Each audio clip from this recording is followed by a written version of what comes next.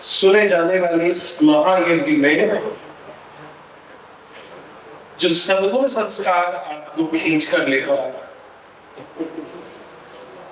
वही संस्कार जो कालजयी संस्कृति के वाहक पुरोधा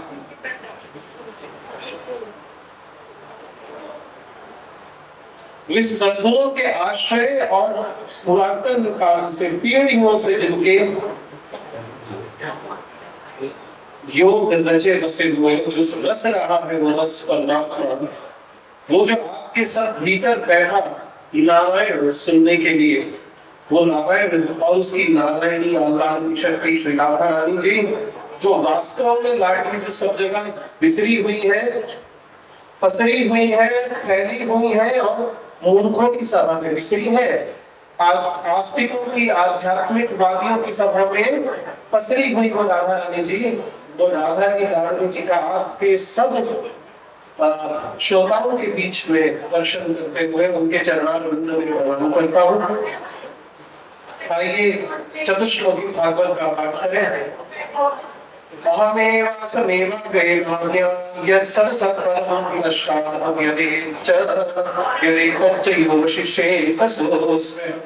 लिटेथं यत्प्रतीयेत प्रतीयेत चापरे तद्विदा ज्ञातात्मनो मायां यथा भासो यथा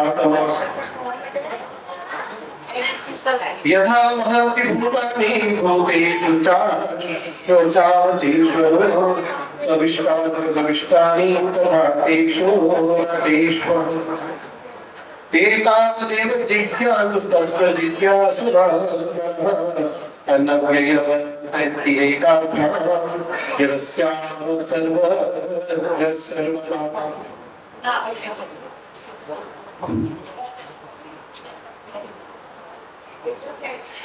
आइए एक राधा रानी को बुलाते हैं कि भगवती इस मंडप में आइए और हमें भागवत के अंतिम दिवस, आज का दिवस केवल उपदेशों का दिवस है, कहानों का दिवस कम है और सिखानकों का दिवस ज्यादा है। आज भागवत के रस का दिवस है। 6 दिन से जो फल खा रहे हैं हम उसका रस पीने वाले। तो राधा रानी जी को कहते हैं आइए राधा रानी आप रस स्वरूपा हैं, तो हमारे बीच में रसिए, हमें बताइए हमें कहाँ जाना है, क्या करना है, ये भागवत क्या है, ये बताने राधा रानी को बुलाते हैं। आइए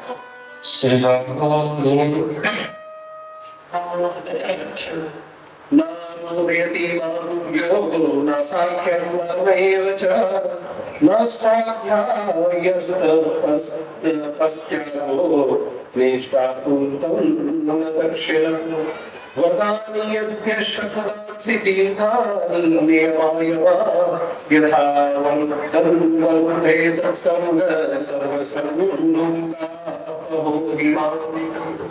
संगत सत्संगे नहीं दैते या तुधारा विराखा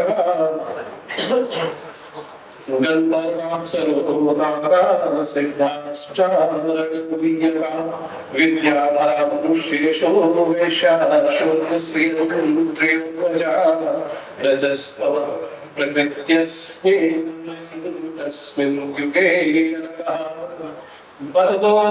बहवो मदपदं प्राप्तास्तश्वाष्टाकाया ऋषुपर्वा निर्माणो मयश्चाविभीषणा सुग्रीवो हनुमा वृक्षो वृजो त्रिग्रो मणिज्ञा व्याः कुब्जामजे गोप्यो यज्ञपत्ने स्तथा परे तेनाधिते नाधिपतिगणा गोहासिद्धमा अवृता तपसः सत्संगान् केवले नहीं भावे ये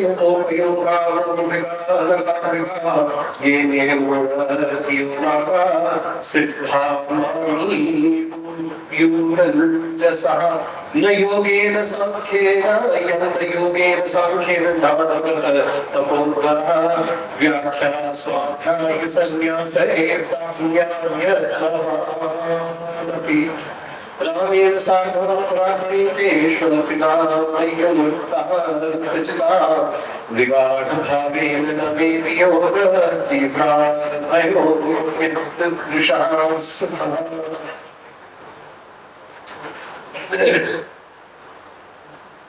श्री भगवान उद्धव जी को संकेत करके और हमें सुनाते। आज उपदेश का दिन है, आज पूरी भागवत के रस का दिन। हमने जो 6 दिनों में किया ना, आज उसका रस निकाल के, उसका तत्व निकाल करके दे देने का दिन। कहते हैं कि सारी भागवत का तत्व 7वें दिवस में ही आकर सिमट हो। भगवान उपदेश कर रहे हैं। भगवान क्या क्या उपदेश कर रहे हैं? कहते हैं कि ना रोधयति मा व्योम सांख्ये धर्महि रचा न स्वाध्याय तपस्त्यागो निष्ठा कृतं दक्षिणा। अरे प्रिय उद्धव, जगत में जितनी आसक्तियां हैं उन्हें सत्संग नष्ट कर देता है।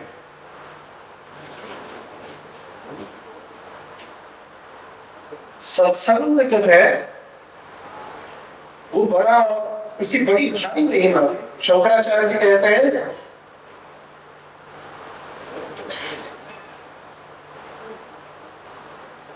सत्संगेन विसंगत्वम्,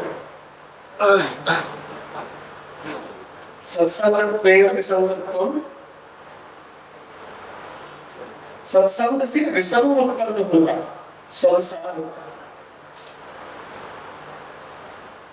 सत्संग से संसार विसंग होने लगता है, संसार हमसे भिन्न होने लगता है। संसार का भिन्न होना बड़ी अच्छी चीज है। ऐसा नहीं मैं कह रहा हूँ संसार को छोड़कर के यति योगी सन्यासी तपी हो जाओ, घर छोड़कर हिमालय की तरफ दौड़ जाओ, कुछ नहीं करना। सत्संग से विसंगति जो उत्पन्न होती है, जित संग दोषाः, जो आपके संग के दोष को जीत ले। अब संग का दोष क्या है? वास्तव में अगर आज ये जितसंग दोषाः या सत्संगत्वेन विसंगत्वम्, ये दो चीजें समझ में आ जाए। कहते हैं सत्संगत्वेन विसंगत्वम्, विसंगत्वेन निर्मोहत्वम्, निर्मोहत्वेन निश्चलत्वम्, निश्चलत्वेन जीवन मुक्ति। सूर है भाई, गेहूं उगाओगे तो धान पर गेहूं पाओगे, गेहूं पाओगे तो इसको पीसोगे, पीसोगे तो आटा पाओगे, आटा गूंथोगे तो रोटी बना पाओगे, और रोटी पाओगे तो पेट भरेगा। ठीक वैसे ही कहते हैं सत्संगत्वेन विसंगत्वम्, ये जो सत्संग है ये दोषों से विसंगति उत्पन्न करता है। ये कैसा करता है? तो लॉजिक बना देता है, वो कोई समस्या में तो रहने देगा, जो वो कर सकते हैं करें, नहीं तो राम का नाम में कारण आप संसार भर की विपत्ति को पड़ेगा, पर आपके काम आएगा राम, दूसरा कोई नाम काम नहीं आएगा। हाय तो संसार की कितनी भी करो मिल कुछ नहीं हुआ। तो जब हमें विसंगति होने लगती है, तो विसंगति परिवार की नहीं होती है, विसंगति दोषों की होने लगती है। हमारा चित्त शांत हो जाता है, अपेक्षाएं सीमित होने लगती है, हम भगवान की मौज में मजे लेने लगते हैं। फिर हमें लगता है कि कैसे साथ बैठा ठीक, नहीं बैठा ठीक। फिर हमारी गति पता कैसी होती है? देखो मैं अच्छी जगह जा रहा हूँ, मान लो किसी बढ़िया क्षेत्र में जा रहे हो, किसी अच्छी जगह घूमने जा रहे हो, तो हमारा मन कैसा होता है? मान लीजिए किसी अच्छी जगह की टिकट बुक हो गई, तो हम आराम से रहते हैं। 4 आदमी कुछ बोले, देख भाई ऐसा मूड खराब करने की जरूरत नहीं, आज का दिन बड़ा अच्छा है, गाड़ी में बैठ रहे हैं, देख जा रहे घूमने के लिए, और बड़ी अच्छी जगह घूमने जा रहे हैं, बड़े दिनों बाद घूमने को निकले, और तुमने चलना होता चल, नहीं तो क्रेश करने की जरूरत नहीं, नीचे उतर होता है ना मन में ये बात। कहते हैं ना ऐसे ही कि हम अच्छी जगह जा रहे हैं, तुझे चलना है चल, नहीं चलना तो नहीं चल, दिमाग खराब करने की जरूरत नहीं है। क्यों? हमारा मूड अच्छा है और हम मूड को अच्छा रखना चाहते हैं। क्यों? क्योंकि हम उसमें आनंद ले रहे हैं। ठीक वैसे ही जब भगवान के नाम में आनंद आने लग जाए ना, तो फिर पता है कैसा होना चाहिए? सत्संग प्रेम विसंगत्वम्। भी हमें सत्संग करने में मजा आ रहा है तो अपने मजे को बरकरार रखेंगे, हम अपने मजे को चला के रखेंगे, क्योंकि राम के नाम का मजा है। कोई आनी पानी कौड़ी तो लगी नहीं है राम का नाम घर में काम लेते करने को। एक चीज और ध्यान रखना, आप भोजन पका रहे हो, आप भोजन पकाते हुए अगर गुड़ लगी मन में, परेशानी चल रही है, गुस्सा हो रहा है, अरे ये चीज करनी थी मैं करके दी, ये करना था नहीं करके दिया, मैं तो यहाँ बन के रह गई, मैंने ये कर दिया, वो खाना कितने ही प्यार से बना वो साफ करेगा पर उसका मजा नहीं है। बनाने वाले के भाव यहाँ तक आए आचार्य ने कि जब खाना पका रहे हो, भोजन पका रहे हो, उस समय किसी के क्लेश की भी बात मत करो। सत्संग में ठाकुर जी को मैया कैसे मक्खन निकाल के खिलाती, ऐसा याद हो, विचार करो, अरे ठाकुर जी कितने प्यार से खाना पकाते हैं, सबके बीच में बैठा जो ठाकुर है वही भोग लगाएगा, सबको ठाकुर समझ के खिलाओ और सबके लिए ठाकुर का प्रसाद समझ के बनाओ। जब मन में प्रासादिक भाव समझ करके भोजन पकाओगे तब क्या होगा, नमक कम भी रह गया ना, थोड़ा मीठा बढ़ गया, मिर्ची घट गई, नमक घट गया, खट्टा घट गया, गरम मसाला ठीक न करा, गली नहीं सब्जी के ज्यादा कर गई, थोड़ी जली नहीं, पूरी जल गई, कुछ भी होगा। पर जब आप मन से बनाओगे, प्रसन्नता से बनाओगे, प्रसन्नता से परोसोगे, तो सामने वाला प्यार से खा भी जाएगा। अच्छा, अगर प्रासादिक भाव से बनाओगे ना, तो विश्वास मानो आप कुछ गलती कर ही नहीं सकते, क्योंकि प्रसाद बनाने वाला 24 घंटे सावधान रहता है, अशुद्धि ना हो जाए, बर्तन खराब ना हो जाए, सब्जी ज्यादा मोटी कम छोटी ना कट जाए, ऐसा ना हो कि छूते हुए किसी का गंदा हाथ हो जाए, अपना कपड़ा भी स्पर्श ना हो। तब पूजा के पात्र लगाते हैं, जिस पात्र को ये कपड़ा कमर से नीचे का छू जाता है उसको उठा के धोने में डाल दिया। हर चीज के पात्र हमारे पास ज्यादा होते हैं, क्यों, एक आध को कपड़ा को लगेगा, शॉल ही ऐसे ही पहनते हैं हम लोगों ने, कपड़े ही ऐसे पहने किसी को तो छू ही जाए। स्नान करके अपने कक्ष से निकले हैं, भगवान को प्राप्त दिया है और कुछ किया नहीं है, वहां पे कोई गंदगी नहीं लगी है, अभी तो धूल निकाल के पहने, पर फिर भी हमारा शरीर तो मन का ढेर है। शरीर के किस कोने से सुगंध आ रही है, स्वाभाविक रूप से दुर्गंध आती है इस शरीर से। यहाँ से लेकर के और पैर के नाखून तक ले लो, हर भाग में से केवल मन ही मन निकल रहा, और इस शरीर में जो कुछ डालो, इस शरीर को जो कुछ स्पर्श करा, उस सब में मलिन नहीं गंदा होना ही है। आप भोजन करोगे, भोजन मन में परिवर्तित हो जाएगा, आप जल पियोगे, जल स्वेदों से स्वेद पसीने के रूप में निकल जाएगा, ठीक है ना, अर्थात मूत्र के रूप में आप त्याग कर दोगे, रोने लगोगे तो आंसू के रूप में निकल जाएगा, मुख से कुछ पदार्थ निकलेगा, शरीर के अंग अंग से कोने कोने से। अब शीत का मौसम का पसीना नहीं आता, पसीना नहीं आता तो क्या बाल हो गए।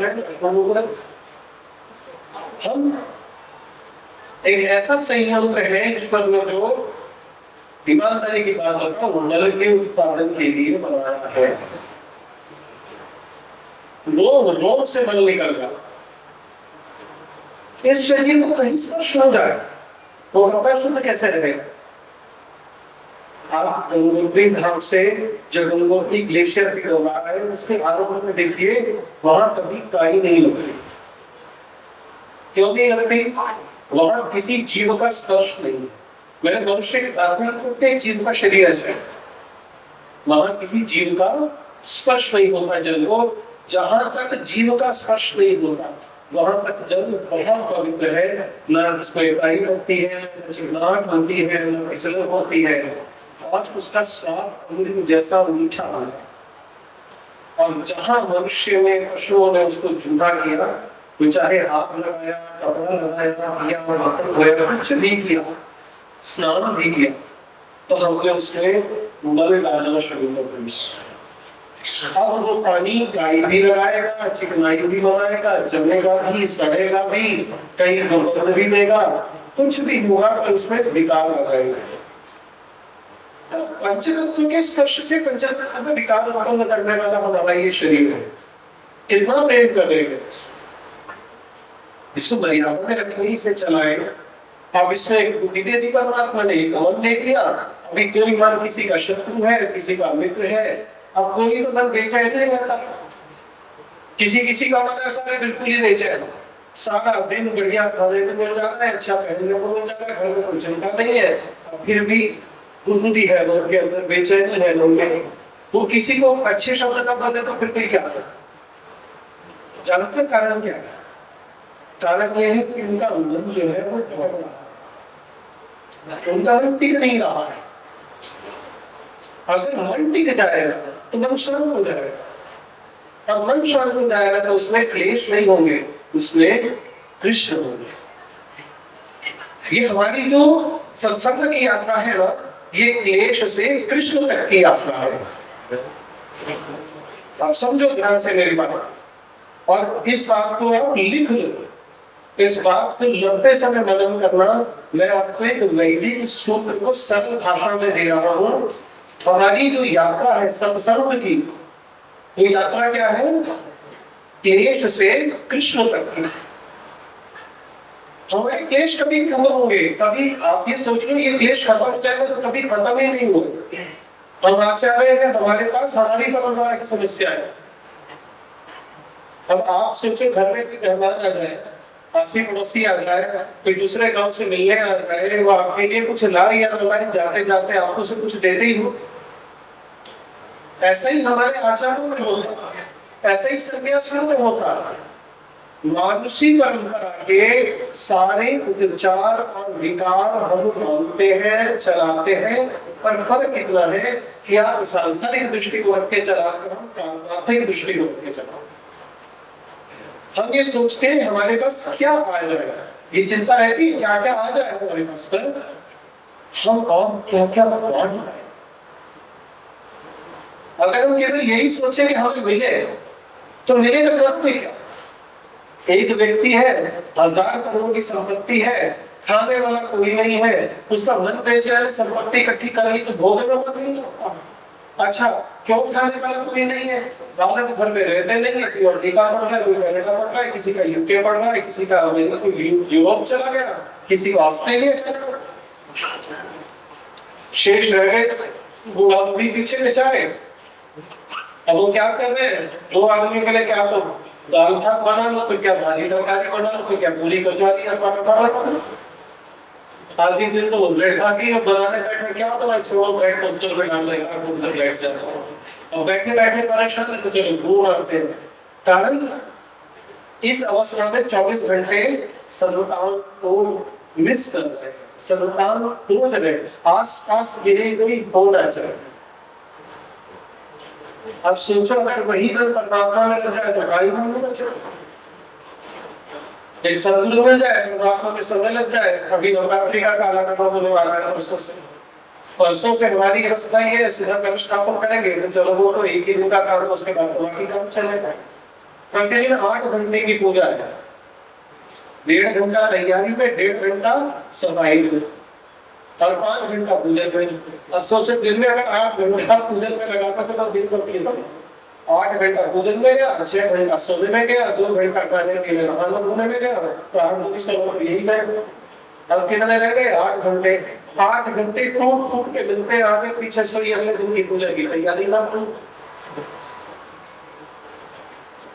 मुश्किल से पूरे दिन में आपको टाइम मिलता है 3-4 घंटे का, तो लिस्ट लेके बैठे होते हैं, इतने काम करने हैं, इतने लोगों से बात करनी है, कथा में बैठे इतने लोगों का फोन आया, वो अटेंड नहीं कर पाए तो उनसे बात करनी है, अगला सत्संग करने जाना है उसकी तैयारी करनी है, सो बात करनी है। अभी हम यहाँ से जाएंगे, अनुष्ठान नवरात्रि का करेंगे, नवरात्रि के अनुष्ठान के तुरंत बाद 13 अप्रैल का कार्यक्रम आ जाएगा। 13 अप्रैल को हम पाठोत्सव कर रहे हैं। 13 अप्रैल को जो हम पाठोत्सव कर रहे हैं वो हमारा वार्षिक उत्सव है। हमने इस तिथि को भगवती को मंच पर विराजमान करवाया था, भगवती ने आकर के आसन धारण किया था। आज हम उसकी स्मृति में पाठोत्सव यानी सिंहासन पर स्थित होने का, उपस्थित होने का, सिंहासन आरूढ़ होने का उत्सव मनाते हैं, हम एक संकीर्तन रखते हैं। वो आ जाएगा कार्यक्रम, अब तो जाकर के सांस आएगी तो जो अपने को पता चलेगा कि हम किस दुनिया में हैं। अब सोचो सत्संग में कितने काम है, आपको विसर्ग होने का समय ही नहीं है।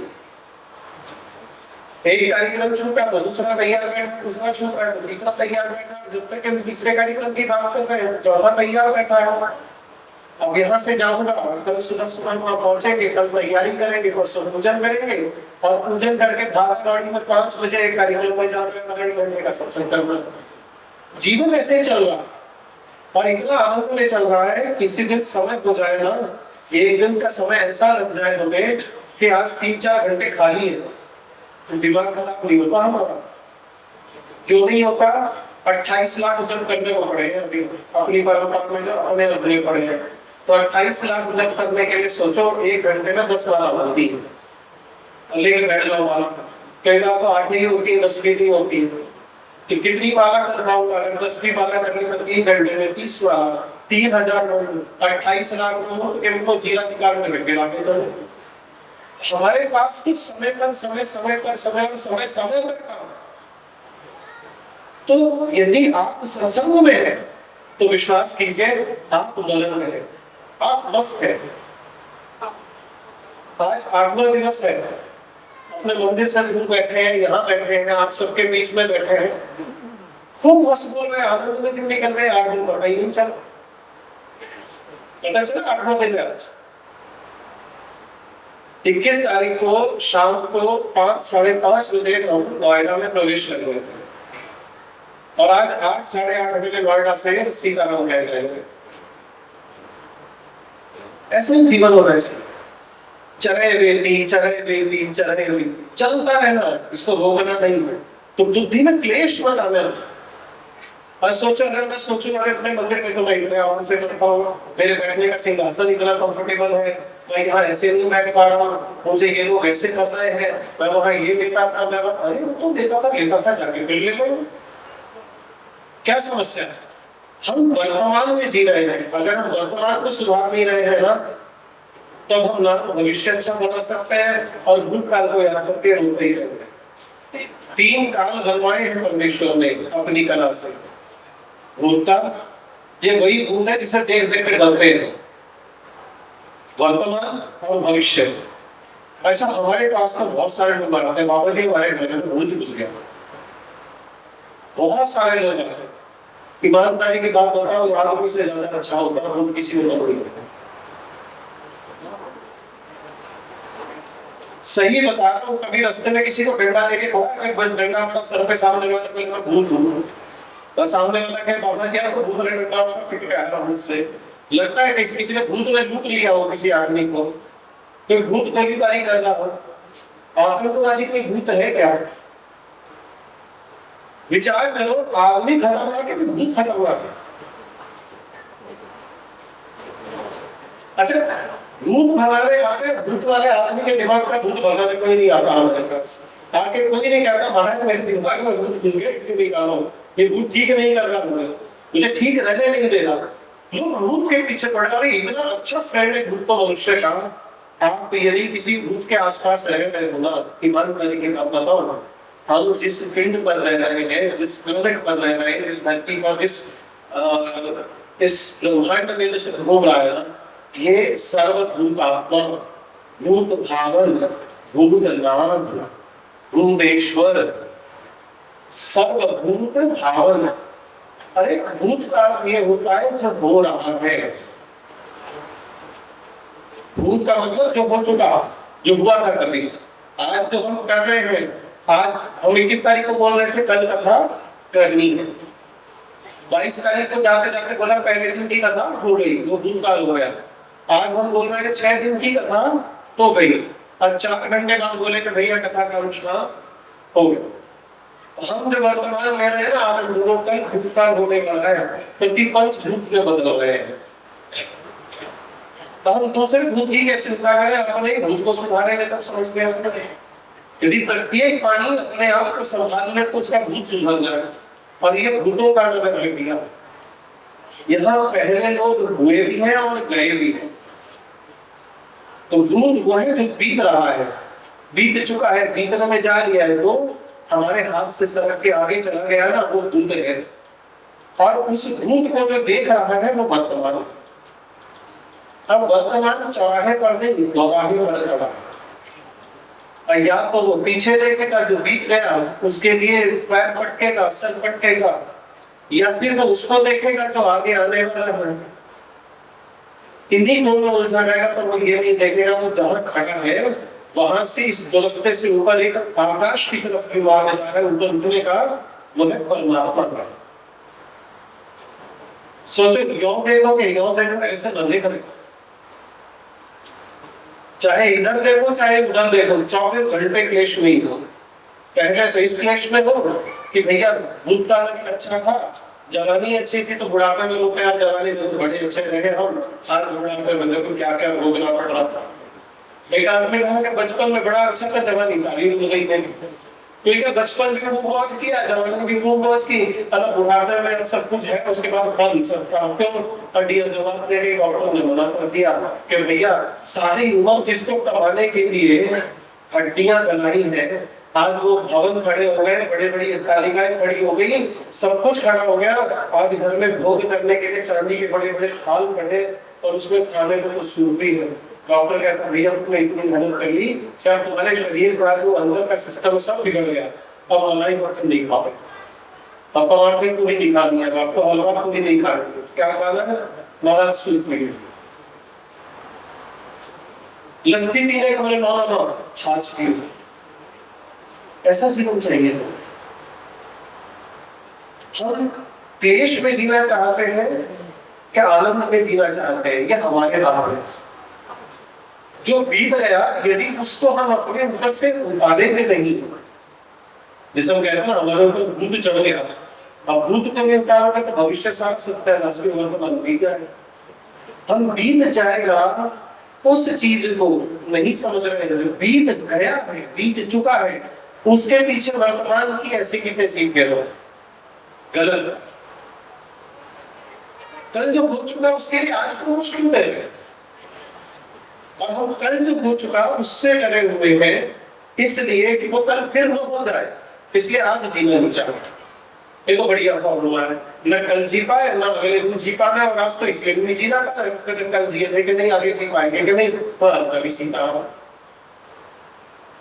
अच्छी यादें तब बनती है जब आज अच्छे, और आज हमारा अच्छा कैसे होगा? आज हम एक चीज सोच ले, भैया जीवन पर कलेशों से भरा है, पर मैंने कलेश में नहीं लगा, क्लेश को उन्हें शिकायत ही छोड़ देनी है। सबसे शिकायत जेल में हम खुद बैठ के करेंगे कि हमने 100 शिकायतें करी सारे समाज से, परिवार से, मित्रों से, संबंधियों से, हमने क्या कर ईमानदारी से हमने क्या करा, किसी को बताना नहीं हमने क्या किया, अच्छा या बुरा। समाज में घर में ये पता चल रहा है कि हम सारे बुजुर्गों के अंदर लोग नहीं ताने देते होंगे तो देंगे, किसी को नहीं पता। अकेले में बैठे एक बार ऐसा विचार करो कि एकांत में हमने क्या किया वो समझ में, हमने एकांत में क्या किया, हमें वो अगर समझ में आ जाए तो सारी समस्या ही समाप्त हो जाए। आज हम अकेले में बैठ जाए, बैठ करके एकांत में देखें कि आज हमने क्या किया, आज तक हमने क्या किया। अच्छा आज तक हमने कुछ किया तो हम क्या करें आगे? आज तक हमें समझ में आ गया तो हमने इतनी गलतियां करी, और जरा सी बात को उसको बोल दी है, जरा सी बात को उसको बोल दी, अपनी गलती तो मानी ना, और सारों को 36 बातें हमने और सुना दी, ठीक है ना? सारों को 36 बातें और सुना दी, गलती अपनी को भी नहीं मानी। अब हमारे मन में अगर ये बात आ जाए तो क्या करें? मुंह बना कर बैठ रहे। हमें ये करना चाहिए कि हम आज के बाद किसी को बात नहीं सुनाएंगे, थोड़ा प्यार से बात करेंगे। सॉरी बोलने की बात नहीं होती है संबंधों में, बात होती है संबंध को पकड़ने की, मजबूर करने के लिए हम क्या कर रहे हैं।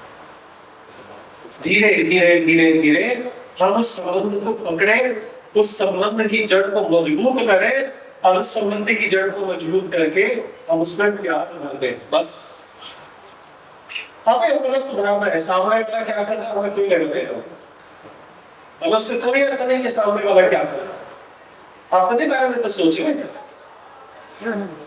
इसीलिए कहते हैं सत्संग विसंगत्व, सत्संग से विसंग उत्पन्न होता है। और विसंग क्लेद निश्चल तत्व। अब निश्चल तत्व क्या है? जब हम विसंग हो जाएंगे, हम किसी को अपना पराया नहीं माने, किसी के से परेशान ना, किसी को परेशान ना करें, तो हम निश्चल हो जाएंगे। छल नहीं है हमारे अंदर। हम सब का एक साथ क्या है, हमारे पास कुछ है तो हम प्रयास करें मांगो सबको मिले।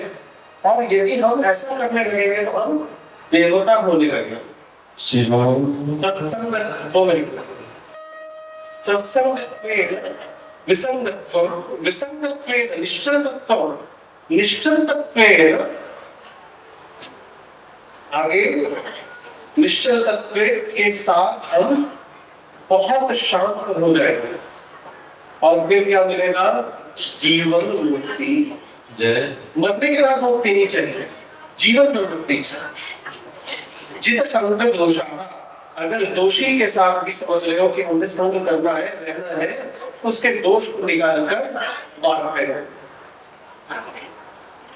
ठीक है ना? अमृत चुग लेना है और बाकी जो अमृत नहीं लगा उसे फेंकना नहीं, इसको बड़ा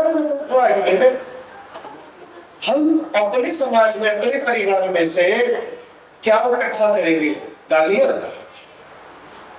सारा दिन करेंगे ना। जब हम निश्चल हो जाएंगे तो हमें क्या मिलेगा? निर्मोह। फिर हमारा मोह भंग होने लगेगा। हम ये नहीं सोचेंगे कि यार मेरी सहेली आई तो मैं उनसे बात नहीं करती, बड़ी बाउंड्री हुई, तो हमारा मन क्या करेगा? अरे हो गई हमारा क्या नहीं। निश्चल हम हो गए तो फिर हम निर्मोह हो गए। हमें परवाह ही नहीं सामने वाला हमारे लिए क्या सोच रहा है, क्या कर रहा है, क्या नहीं कर रहा है। हम आनंद में हैं। क्या है? अरे ठीक है यार, कर दिया, नहीं कर दिया, नहीं से कौन सा लगी रहेगा, चल दे। वो अपने में गुण है, उसके मन में क्लेश है, उसके क्लेश में खराब तो नहीं। सामने वाले का पेट खराब है तो क्या हम भी खीर हुआ खाएगा? उसका पेट खराब है तो खराब होने दो, हम तो खीर एंजॉय करें। हमारे साले में खीर है, हम तो एंजॉय करें। वो देख देख के परेशान हो रहे तो क्या करें? सूप की जल्दी ना खिचड़ी खा ले, हम तो खीर खा रहे हैं। अब दूसरे का पेट खराब है, उसकी खिचड़ी खा दी है, पर अपनी खीर को परेशान हो गए नहीं, सोच उसका पेट खराब।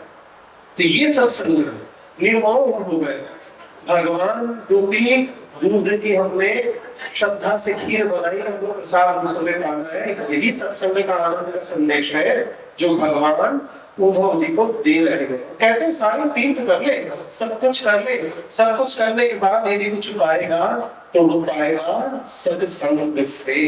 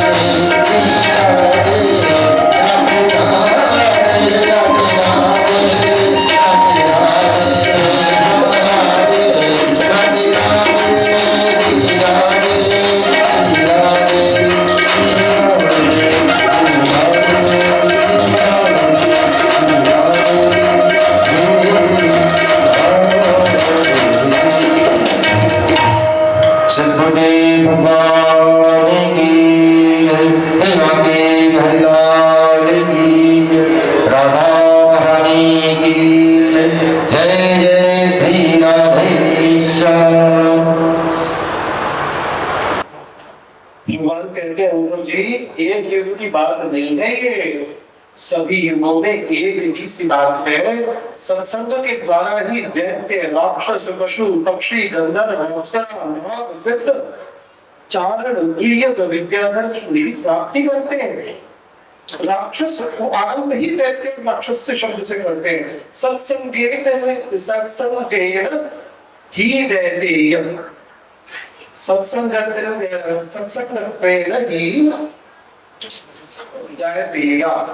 दैत्य, दैत्य, दैत्य शब्द उसी के लिए प्रयोग होगा। लगा खगा, अरे दैत्य, राक्षस, खग, पक्षी, गंधर्व, अप्सर, नाग, चारण, विद्याधर, और यही नहीं, वंशों में वैश्य, क्षुद्र, स्त्री, अंत्यज, रजोगुणी, तमोगुणी प्रकृति के बहुत से जीवों ने बंधन को प्राप्त किया है। फिर वो चाहे वृत्तासुर हो, प्रहलाद हो, ऋषपर्वा हो, बलि हो, बाणासुर हो, मैदानव हो, विभीषण हो, सुग्रीव हो, हनुमान हो, जाम्बवान हो, गजेंद्र, जटायु, तुराधार हो, वैश्य हो, धर्मव्याप हो, कुब्जा, ब्रज की गोपियां या यज्ञ पत्नियां ही हो, सभी लोगों ने मुझे केवल सत्संग के प्रभाव से ही प्राप्त किया है। उद्धव, इन लोगों ने कौन सी बड़ी उपासनाएं की है? आदि की तपस्या भी इन्होंने नहीं की है, कोई वन में भी नहीं गया होगा, सबने संन्यास भी नहीं लिया है, सबने बड़े बड़े अनुष्ठान, राजसूय यज्ञ नहीं किए, अश्वमेध यज्ञ नहीं किए, वाजपेयी यज्ञ नहीं किए, किसी ने वसुंधरा थोड़ी दान में दी है जीत करके। इन्होंने कुछ नहीं किया, इन्होंने क्या किया है? केवल सत्संग किया है। अब सोचो, वो जो दो पेड़ मेरे घर में खड़े हुए थे, वो ब्रज की गोपियां, वो गायें, वो हरिण, हिरण, वो पक्षी, कालिया, नाग, ये सब पूर्ण बुद्धि थे भाई। गाय कभी देखी है अनुष्ठान करते हुए? गाय ने कभी जब करते सुना है? गाय कभी पाठ कर रही देखे हो क्या? कभी वृक्ष साधना में लगा हो, कोई ऐसा काम किया नहीं इन लोगों ने। वो कालिया नाग जो विष घोल रहा था, कोई यमलार्जुन, गोपियां, अरे गोपियों का कोई काम ही नहीं था, सारा दिन गरियाती फिरती थी गलियों में, और दूध दोती गलियों का उनकी सेवा करती, माखन निकालते, दूध के ले जाते, दही माखन साबुन का, और मल के बहला देते, किसको? वानरों को बांट देते उसका माखन। आदमी के खाने लायक चीज बंदरों को रजा रजा करके चढ़ा दिया हमने। उन गोपियों से इतना ठिठोली किया, उन्होंने क्या किया? गोपिका शरीर में, गोपिका की देह में उन्होंने ऐसा क्या किया है कि हम ये कह रहे हैं बाबा इसने तो बड़ा तप कर लिया? क्या किया इसने? कुछ नहीं। ये मूढ़ मति थे, ये अधिक ज्ञानी व्यक्ति नहीं थे, पर इन्होंने क्या किया? इन्होंने मेरी भक्ति का, सत्संग का आश्रय, और वही सत्संग की जो प्रीति है इन्हें उस फल में दे रही जो साधक योग, सांख्य, दान, व्रत, तपस्या, यज्ञ, श्रुतियों की व्याख्या, स्वाध्याय और संन्यास आदि साधन करके भी मुझे प्राप्त करने के बाद भी मुझे प्राप्त नहीं कर पाते। वो गति इन लोगों ने पाली, इसलिए सत्संगेन, केवल सत्संग से। उद्धव जी को बड़े प्रेम से भगवान ने उपदेश दिए हैं, और उद्धव जी को और उपदेश उनके कारण से हम सबको उपदेश मिल रहे हैं। कहते हैं में शंकर जी को दिए हुए भगवान के उपदेश का यहाँ छोटा सा वर्णन मैं आपको दिखाता हूँ। वो कहते हैं रज, सत और तम तीनों बुद्धि प्रकृति के गुण है आत्मा के लिए। बुद्धि और प्रकृति के गुण है। अब हम गुस्से वाले हो सकते हैं, कब तक गुस्सा करेंगे? जब तक भूल लागे। कभी देखा कोई मरने के बाद भी लाठी उठा के भाग तो किसी के पीछे, और गलती से तो भाग जाए तो फिर सीधा मरने तो ठीक है, मरने तक भी किसी को डांटता पीटता नहीं चलेगा। और अगर गलती से मरने के बाद लाठी उठा के डांटता पीटता घूर के देखता दिखाई दे जाए तो उल्टी सी पत्थर खोल के देखो कब दिखाई दिए बापू की लाठी उठाए हुए थे। तो जब तक जिए जब तक कभी मारा नहीं, आज सपने में मारने में क्या करो, बस ही न चलाओ पे चले। अब उपहास की बात अपनी जगह है, पर व्यवहार की बात है कि ये जितने भी गुण है, क्रोध आदि, अहंकार, ममता, लोभ, वात्सल्य, प्रेम, आनंद, ये जितने भाव है ये मन के हैं, बुद्धि के हैं, चित्त के हैं, चेतना के हैं। ये सब गुण जो है, ये जो विकार है, ये शरीर के हैं, आत्मा के। मरने के बाद न भोग होता है, न प्रीति होती है, न क्रोध आता है, और लोग अलग अलग सी बातें करते हैं। पर भागवतकार ये कहते हैं कि यदि भगवान की शरण में जाए तो मरने के बाद प्राप्त होती है मुक्ति, जीते जी ही मुक्ति प्राप्त हो जाती, जीवन मुक्ति। अभी आज हम मर जाए, कल को मोक्ष मिले, मरने की गारंटी, मरने के बाद तो कुछ कर भी नहीं सकते। जीते जीते चलो सत्संग कर लेंगे, मरने के बाद कहाँ जाकर बैठे, किसी सभा में जाकर धूप बंद पे बैठ लो, खाली मगर तैयार हो गए, धूप दो भैया, गूगल के भागे यहाँ से। वैसे हम जहाँ बैठे हैं, आसपास से भूत ही भूत है, हवा में, धरती में, आकाश में, पाताल में, पेड़ों में, जड़ों में, दीवारों के आसपास राम जाने कितने ही भूत है, प्रेत है, कितनी जीवात्माएं हैं। और जहाँ भागवत अनुष्ठान होता है, ऐसा माना जाता है कि जितने भी भूत, प्रेत, भटकती आत्माएं, जितने भी इस प्रकार के बेताल आदि होते हैं, पिशाच आदि होते हैं, जो मुक्ति के लिए प्रयत्न कर रहे होते हैं, तो दौड़े दौड़े फालतू की प्रकार के क्षेत्र में आकर के किसी किसी चीज पर बैठ जाते हैं, हवा में टिक जाते हैं कि भैया आज ठाकुर जी आएंगे, क्योंकि जहाँ हरि कथा होती है वहां हनुमान जी आते हैं।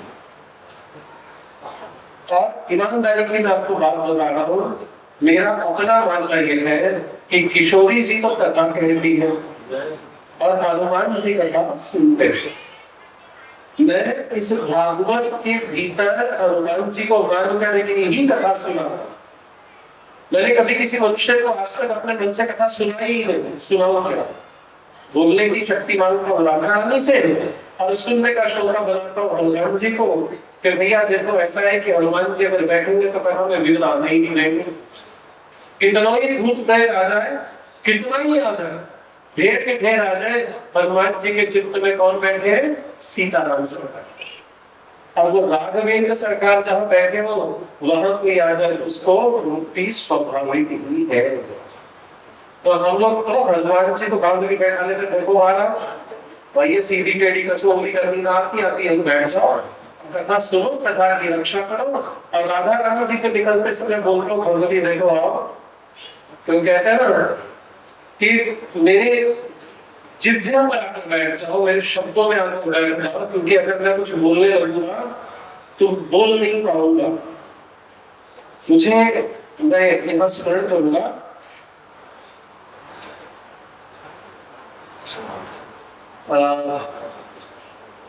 वृंदावन की प्यारी गोप सखी है, नाम मेरे एकदम ध्यान से उतर गया, उनका बड़ा अच्छा भजन, पूर्णिमा दीदी, उनका एक बड़ा अच्छा भजन है। उसका एक अंतर है, कुछ दिन पहले बैठे हुए गा भी रहे थे कि मेरे भावों को कर दे साचो प्रिय, मेरी जिह्वा पर नाम दलो नाचो प्रिय। यही प्रार्थना करके आता हूँ कि भगवती हम व्यासपीठ से बैठ करके तुम्हारे आश्रय लेकर के किसी को कोई आशीर्वाद देवे तो आशीर्वाद तुम साझा कर देना, और हम किसी के लिए मंगल कामना करें वो साझी कर देना। हमारे मन में किसी के लिए बैर ना, हम ये न सोचे अरे ये तो ज्यादा परेशान करवाएगा, ठीक नहीं करवाएगा, तो ऐसा मन में ना है। और हनुमान जी से प्रार्थना करते हैं, हनुमान जी देखो जो सुनने आएगा वो चाहे या ना चाहे उसे मुक्ति की रेलगाड़ी का टिकट तो जरूर कटाएंगे, उसके कष्टों से तो उसे मुक्ति मिलनी ही चाहिए, ऐसी प्रार्थना। तो कहने वाली राधा रानी, सुनने वाले हनुमान जी, और बीच में हम लोग वो है कि भैया मान भगवान मैं करा, हम भी सुन रहे हैं, आप भी सुन रहे हैं, और भगवान की कृपा का प्रसार होगा। तो कहते हैं कि धर्म के पालन के समय सत्वगुण की वृद्धि हो जाती है, वही सबसे श्रेष्ठ है। और जब धर्म थोड़ा शीतल होता है तो तमोगुण और रजोगुण की वृद्धि होती है, जिसको नेष्ट कहा गया है। अब अवस्था ये है कि सत्वगुण, रजोगुण और तमोगुण इसके प्रभाव को कैसे आना चाहिए। कहते हैं जहां साधक, महात्मा, आचार्य, गुरुजन पूर्व में गए हुए जो हमारे तपस्वी हैं, वे जिस चीज की निंदा करे वह तो तमोगुण। देखा है, बिल्कुल नहीं करना है, अरे क्या कर रहे हो, दिमाग खराब हो गया है, वो तमोगुण ही बना। जिस चीज की प्रशंसा करे ये करना, जिस चीज का अनुमोदन करे, जिस चीज का उपदेश निर्देश करे, बेटा ये करना चाहिए, वो सद्गुण। और महात्मा लोग जिस चीज को इग्नोर कर दे, अनदेखा करके छोड़ दे, जिसकी अपेक्षा कर दे, वो रजोगुण। ऐसे इसको मानना चाहिए। और सत्संग क्या है? सत्संग बांसों से निकली हुई आग है।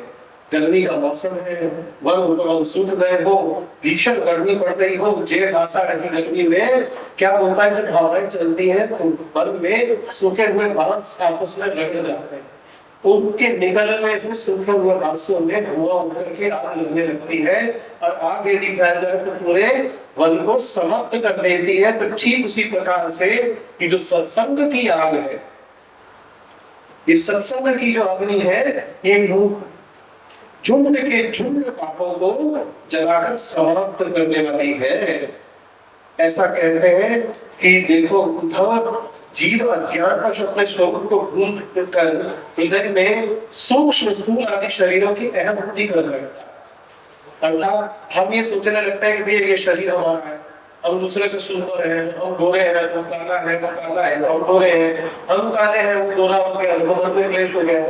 हम अपनी सौंदर्यता दूसरे की सुंदरता मिलाने लगते हैं, अपना ज्ञान अपनी संपत्ति दूसरे की संपत्ति, अपना परिवार दूसरे का परिवार, अपना सुख दूसरे का सुख, अपना धन दूसरे का धन, अपना वैभव दूसरे का वैभव, अपनी प्रसिद्धि दूसरे का यशमान।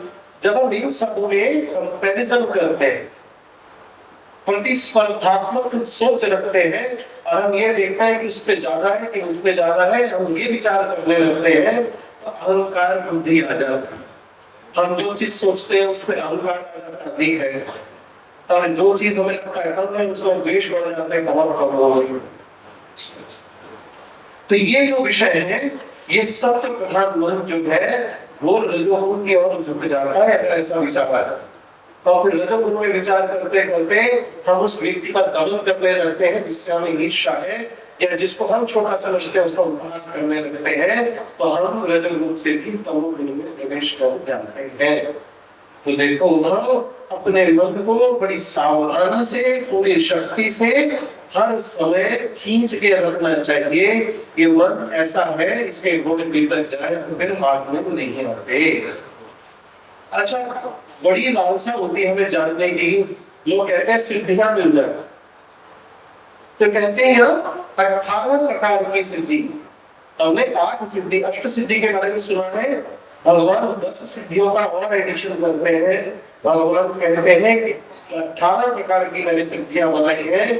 कहते हैं कि शरीर की इसमें 3 सिद्धियां हैं, अणिमा, प्रतिमा, मध्यमा। अणु के बराबर छोटे छोटे दिखाई ना दे, इतना रेत के कण से भी हजारों गुना छोटा शरीर बना लेना, इसे अणिमा कहते हैं। महिमा बहुत बड़ा शरीर, जैसे कर्क शरीरा, समर भयंकर अति बलवीरा, हनुमान जी बदन पसार रहे, ठीक है ना, जो जल भर गई आनंद की वो तो सोचा बढ़ा देंगे, एक ही हो जाता है। और जो हनुमान जी से भी दुर्गा हो रहे, तो क्या है ये विस्तार की लीला। मौसक समान लोगों का बिहारी रंग गई चरी समर में सोल बनाई, नाम रंग की एक निसा चरी। अब किसी चरी ने देखा मच्छर जैसा है, मसल्ला चाट हनुमान जी कोनो भूल रहा का शरीर, एक बड़ा पर्वत वो ऐसा करके गिरने का पहुंच गया है, मच्छर था ये कहा हो गया। तो ये जो शरीर था हनुमान जी की 3 सिद्धियां दिखाई दी। लघु रूप, छोटा रूप लेकर के, अपने से थोड़ा छोटा रूप लेकर के चलना, बहुत बड़ा शरीर बना लेना, और ऐसा शरीर बना लेना जो किसी को दिखे ही, अनुमान शरीर बना लेना, रेत के कण से भी छोटा शरीर बना लेना। अब कहते हैं इसके अतिरिक्त इंद्रियों की सिद्धि है प्राप्ति, पारलौकिक पदार्थों को इच्छा अनुसार अनुभव करा देने की सिद्धि है प्राप्तांग। माया और उसके कार्यों को इच्छा अनुसार संचालित करने का काम करती है इष्टिता। अब इष्टिता क्या है?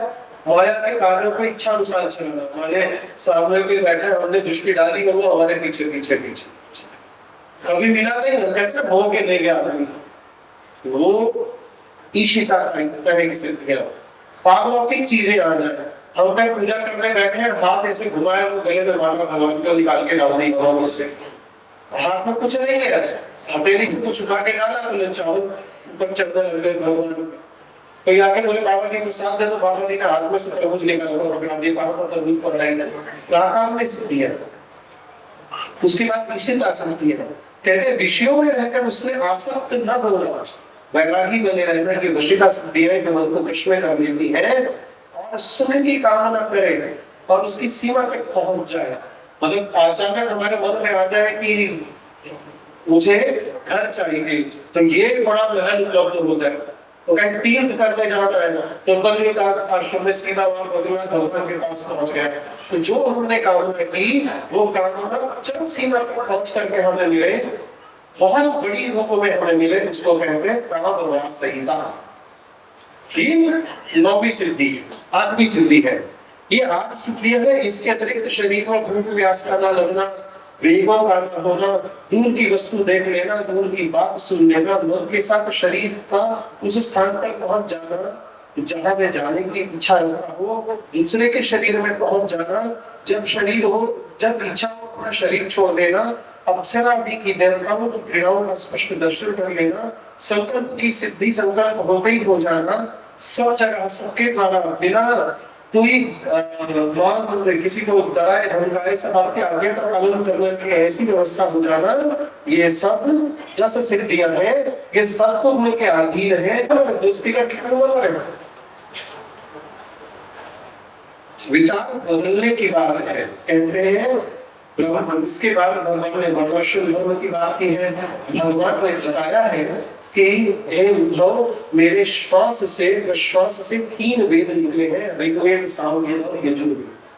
अथर्ववेद बाद में बताया गया है, पहले वेद त्रयी भी थी, पहले वेद 3 रूपों में ही प्रकट हुए थे, ऋग्वेद, सामवेद और यजुर्वेद, इसीलिए इन्हें वेद त्रयी कहा जाता है। भगवान व्यक्ति वानप्रस्थ और सन्यासी आदि आश्रमों के विशेष योग बता रहे हैं। धीरे धीरे वो बताते हैं कि देखो शौक आदि कर्म करना दे, ज्यादा श्रृंगार आदि में अपने सजने धजने में ध्यान न दे, लोगों से बहुत ज्यादा मिले नहीं, जो प्राप्त हो जाए उसमें संतोष करे, अच्छा बुरा कुछ सोचे, धूप छांव सबके दुख सुख को सहता हुआ आनंद से जिए, ऐसा व्यक्ति उसको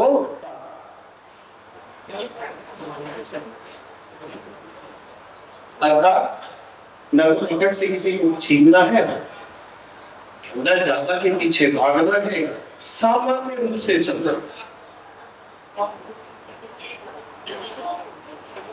कहते हैं कि देवगुरु बृहस्पति के शिष्य जो उद्धव जी है, भगवान उनको उपदेश करते हैं।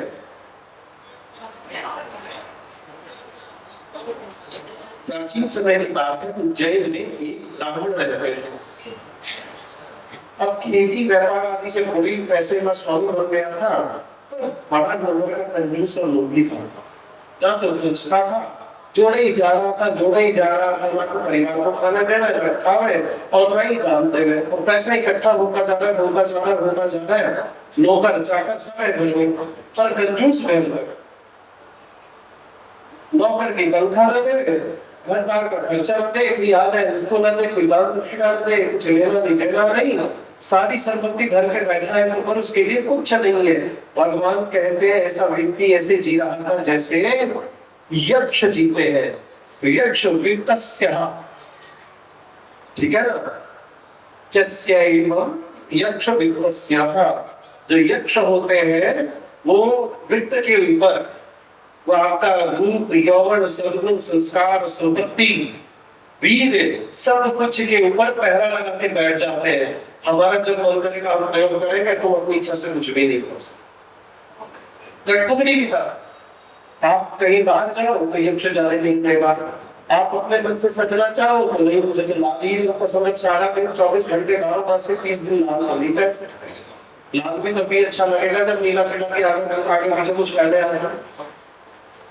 अब यक्ष की जो नियति होती है वो ऐसी होती है कि यक्ष जिस पर या यक्षियां जिस पर प्रसन्न हो जाती है उसकी बल संपत्ति रूप वैभव ऐश्वर्य आयु वीर और उसके शरीर का तेज सब उसकी प्रसन्नता पे अपना पहना लगा देती है कि जब हम कहे तो बोलो, जब हम कहे तो हंसो।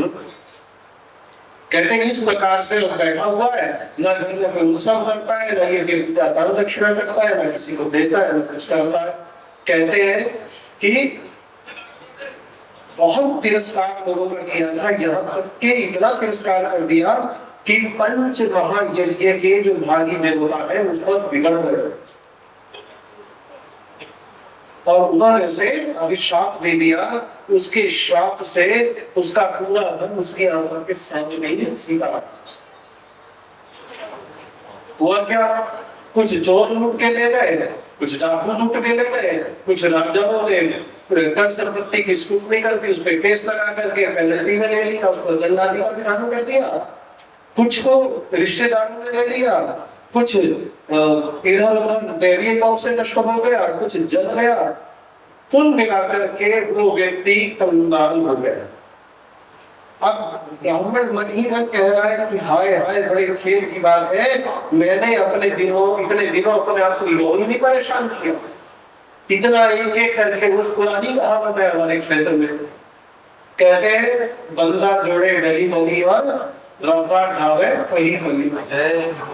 आदमी तो एक एक डली इकट्ठी कर करके छोटी छोटी डली इकट्ठी करता है, और दुर्योग यदि आ जाए तो वो एक पल में सब समा। कुछ ही दिन में इस ब्राह्मण का सारा व्यापार साम्राज्य समाप्त हो गया। ब्राह्मण शुरू कर रहा है, मैंने यूं परेशान होता है, सारी जवानी बुढ़ापे तक खटता, बचपन से लेकर बुढ़ापा आ गया, जीवन में खा के देखा नहीं, ढंग से कोई कपड़ा पहना नहीं, अब शरीर को सोच रहा था बुढ़ापे में कुछ करूं या सोच लेता, अभी तो सोचा नहीं था, अब चला गया तो शोक की बात है कि मन में था चलो कुछ कर लेता, करने के तुम सोच ही रहा था सारा ही कुछ ही नहीं हाथ में बचा, न खाया न पहना न दिया न खाने दिया, और इस पूरे धन का मैंने क्या किया, ये सब तो समाप्त हो गया। जिस धन के लिए मैंने सर्वोत्तम परिश्रम किया वो तो धन कर्मों में लगा, न मैंने सुख से भोगा। कृपण पुरुषों के धन से कभी सुख नहीं मिला है, मैंने तो सब प्रेत की भांति काम किया है। कहते हैं जैसे थोड़ा सा कोढ़ निकला है, सफेद दाग निकल आए, शरीर में कोढ़ हो जाए तो कितना ही सुंदर आदमी उसका सत्यानाश तो देखने लायक न रहता है। कोढ़ हो जाए तो कितना सुंदर शरीर हो, काया तो खराब हो जाती है, लेकिन शरीर अच्छा तो नहीं रहता, देखने में बहुत बुरा लगता है, तो उसके पास नहीं बैठता, उसे स्पर्श नहीं करना चाहता, सब उससे दूर दूर भागते। थोड़ा सा खून निकल जाए तो कहते हैं पूरा शरीर का रूप समाप्त हो जाता है। मैंने धन कमाने में, कमा लेकर उसको बढ़ाने में और खर्च करने में तथा उसके नाश उपभोग में जो कुछ देखा है, निरंतर परिश्रम भय चिंता भ्रम का ही सामना करना पड़ता है। मैंने पैसा कमाया, फिर पैसा और कमाया, फिर और कमाया, और फिर जो कमाया था उस पैसे को खत्म हो गया, इसलिए उसको भी इन्वेस्ट कर दिया, उससे भी कमाया, और मैं कमा के बस नंबर ही बढ़ाया जा रहा हूँ, बैंक में अंदर एक कमरे में गिट्टियां भरे जा रहा हूँ, सोना इतना भर लिया पहन के जाने नहीं देगा और किसी को भी घिस जाएगा। ढेर लगा चांदी के बर्तनों का, खाना किसमें खाना है, खाना पत्तल में खा ले भाई, चांदी गिर जाती उनमें से, कई बर्तनों का क्या करूँ, ये ठाकुर ये पत्थर के कपड़े चमचमाते हुए किस काम के, यदि हम इसको भोग लेंगे तो सोना है ना, 50 किलो सोना घाटी खुशी ज्वेलरी पहन के घूम रहा तो सोने का इकट्ठा ही मार कपड़ा, घर में चांदी के बर्तनों का ढेर लगा, खाना खा रहे किसमें, पत्थरों प्लास्टिक के बर्तनों में, फिर काहे का चांदी के सामने। अरे हम सामान इसलिए जोड़ते हैं कि हम उसका भोग कर सके, और शास्त्र कहता है तेव त्यक्तेन भुंजीथा, अरे दान दीन वो त्याग पूर्वक भोग उठाओ के कामना है तुम्हारा ऐश्वर्य बढ़े, कैसे धन अच्छा हुआ, और वो सोना क्या करना जो काम को काटे, क्या करना वो सोना जो काम, इतना बड़ा झुमका बना लिया आधा किलो का, और पत्नी के कान में जांच दिया, और पत्नी के कान में काट दिया, आधे घंटे में पत्नी के दोनों कान का सीधा हुआ, क्या वो आधा किलो का झुमका करेगी बताओ, जहां जिस चीज की मर्यादा है उस चीज को वैसे ही आदत और सौंदर्य से भोगना चाहिए। जो दान में लगे वो दान में भी लगे, दूसरों के काम भी आए। दान का मतलब नहीं कि साधुओं, आचार्यों, ब्राह्मणों, मंदिरों में दे दिया जाए। दान का अर्थ है कि आपके आसपास कोई ऐसा व्यक्ति मिले जिसके बच्चे पढ़वा पा रहे हो, तो उसके पास पैसा नहीं है तो उसको किताबें लेकर, उसकी स्कूल की फीस लेकर दे दो, उसके बच्चे को पढ़ा दो। उसको मांगने वाला नहीं बनाना है कि उसको 2 पैसा रोज पकड़ा दिया बेटा कुछ खा लेना, कभी नहीं, तो बिल्कुल नहीं करना है। उसके बालक को पढ़ाओ। अगर उसका बालक पढ़ गया उसका जीवन सुधर जाएगा, कहीं नौकरी करेगा, 10 रुपए की सैलरी, 50,000 की सारी उम्र वो मांग दे रहे आपको वो परिवार को जो देगा। दान ये सोच के नहीं देना कि जिसको दान दे रहा हूं वो मेरी प्रशंसा करेगा। दान ये सोच के देना कि मैं अपने आगे के लिए इन्वेस्टमेंट कर रहा हूं, मुझे किसी को बताना नहीं है। धन जो के रखते बैंक में उससे कोई विरोध भी नहीं कि मैंने 10 लाख की एफडी कर दी।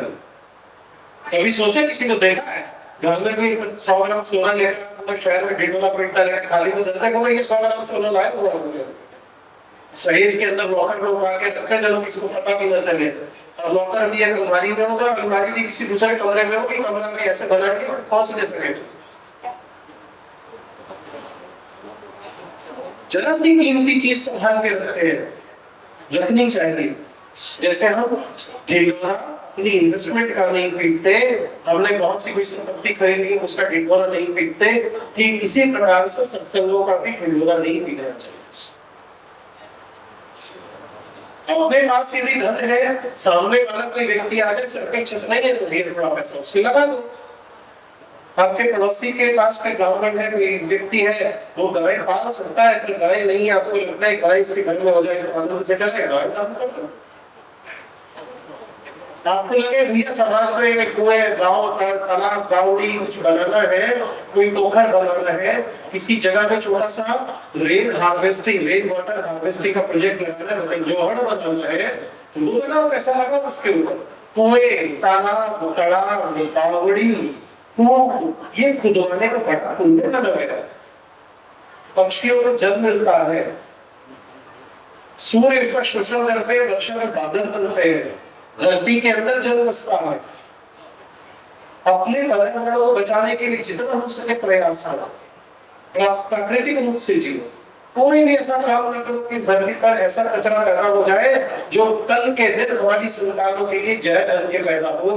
आज अगर आपको शायद पता हो, नहीं भी पता हो, तो मैं आपसे निवेदन करता हूँ कि आप ध्यान से समझना। आज घर जाकर के मेरी चीजों को गूगल पर भी सर्च किया करो, उसके ऊपर आप पढ़ा करो, होमवर्क की तरह लिखा हो। तो मैं आपको एक सूत्र देता हूँ, हमने अपने पीने के पानी, फसलों और फलों के अंदर प्लास्टिक कंटेंट घुसा दिया। फलों को ताजा रखने के लिए ऊपर एक केमिकल चढ़ा देते हैं, उस सुंदर चमकते हुए सेब फल हम खाते हैं तो जहर के रूप में जाता है। भैया चुनो, इम्पोर्टेड सामान की बजाय देसी चीजें प्रयोग करो, सिंथेटिक की जगह कॉटन और सिल्क प्रयोग करो। आप अपने जीवन को प्राकृतिक रूप में लेकर प्रयास ये करो कि सारा दिन एसी में बैठने के स्थान पर घास की चटाइयां घर पर लगाओ, अपने घर के बाहर खूब सारे पेड़ पौधे लगाओ, एक अपराजिता की बेल लगा लो, सारे घरों में 2 साल के अंदर बीज बांटन हो जाओ। हर घर के बाहर 4-6 अपराजिता की बेल लगा लो, पूरी गर्मी में घनी हो जाती है, सर्दी में सूख जाती है। तो गर्मी में जब वो बेल घनी होगी तो वो नीले नीले फूल देगी। वो नीले फूल तोड़ो, पहले तो भगवती को, भगवान को चढ़ाओ और सांझ में उतार के उबाल के पी लो। शरीर में जितना टॉक्सिकेशन है, जितना विषय शरीर का निकल जाएगा। ये तो उसके फूल की महिमा है। उसे शंख पुष्पी या विष्णु क्रांता भी कहते हैं। भगवान को उसके नीले फूल चढ़ाओ और रात को फूल फेंको मत, उस फूल की पीछे की डंडी निकाल के नीला नीला हिस्सा निकालो, उसको घर में चावल पका रहे हो तो उसमें कोटे में बांध के डाल दो, चावल नीला नीला पकेगा, देखने में रंग हो जाएगा, बालक भी खुश और उनको उस फूल का रस भी प्राप्त होगा। चाय बनाकर पी लो, पानी में उबालकर पी लो। आजकल पर्पल टी या ब्लू टी के नाम से बड़ा बिक रहा है, परदेसी उसको हजारों लाखों रुपए का बेच खा रहे हैं, हमारे घरों में यही उग जाएगा। कहीं से मिल जाएगी देसी अपराजिता के बीज की खरीदा, नहीं हो तो हमारे आश्रम से मंगा तो ढेर बड़ा हमारे पास सब उगा के रखते हैं। हम जहाँ भी देखते हैं कि खाली जमीन पड़ी है, बहुत कुछ नहीं हो रहा है, आते जाते 2-4-5 अपराजिता के बीज डाल देते हैं।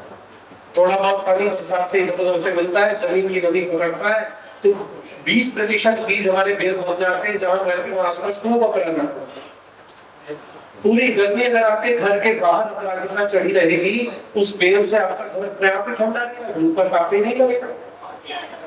प्राकृतिक रूप से अपने घरों को ठंडा रखने का प्रयास पहले करो, उसके बाद नहीं समझना। इस प्रकृति को इतना सजा दो, इतना सवार दो कि ये आपको प्रसन्न होकर के आशीर्वाद देने लगे। कहते हैं कि उस ब्राह्मण ने पूरा धन छिन जाने के बाद बड़ा पश्चाताप किया, और पश्चाताप के बाद जब उसे समझ आ गया कि भैया धन कमा के मैंने कुछ नहीं किया, कोई सुख नहीं पाया, पहले कमाने के लिए धक्के खाए और अब छाती पीट के रो रहा हूं क्योंकि जिसके लिए कमाना था वो तो ले गया, और मैंने करोड़ों कमाया था, कुछ चोर ले गए, कुछ राजा ले गया, कुछ रिश्तेदार ले गए, कुछ जल के खत्म हो गया, और बताओ मेरे हाथ में कुछ नहीं है, कमाया मैंने बहुत सारे। तो इसलिए दबा के रखने से काम नहीं होगा, बांटना भी चाहिए। कहते हैं इसी प्रकार से पुरुरवा, अभी पुरुरवा कौन है? बुद्ध का बेटा। मैंने आपको बताया था मनु के एक बेटा हुआ था सुद्युम्न। वो बेटा क्या हुआ था, उसकी पत्नी चाहती थी कि बेटी हो, तो बेटा से उसने बोला कि भैया देखो आप ना बेटी के लिए मंत्र बोलना, बेटे के लिए मत बोलिए। तो मंत्र जो थे वो बेटी के लिए बोले गए, संतान हुई, उसका नाम रखा गया इला। अब इला को देख करके मनु जी को लगा कि प्रभु पहले तो वशिष्ठ जी आपसे मैंने आश्रय किया था कि मेरे को मेरा वंश चलाने के लिए, राज चलाने के लिए पुत्र चाहिए, तो बेटी दे दो।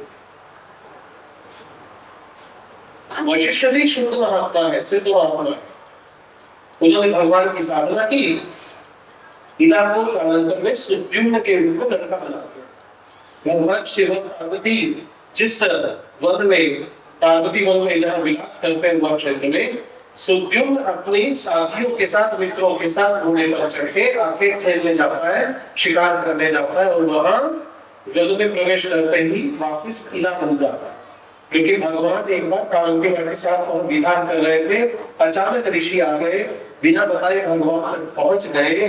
कहते हैं वहां पहुंचने से क्या हो गया कि भगवती पार्वती लज्जित होकर के दूर हट गई, और ऋषि तुरंत वहां से बैठे हुए चले गए, परंतु भगवान शिव ने उस स्थान को सिद्ध कर दिया कि वहाँ ये जो स्थान है ये उमावन के नाम से प्रसिद्ध होगा, आगने कालांतर में इलावन के नाम से प्रसिद्ध होगा।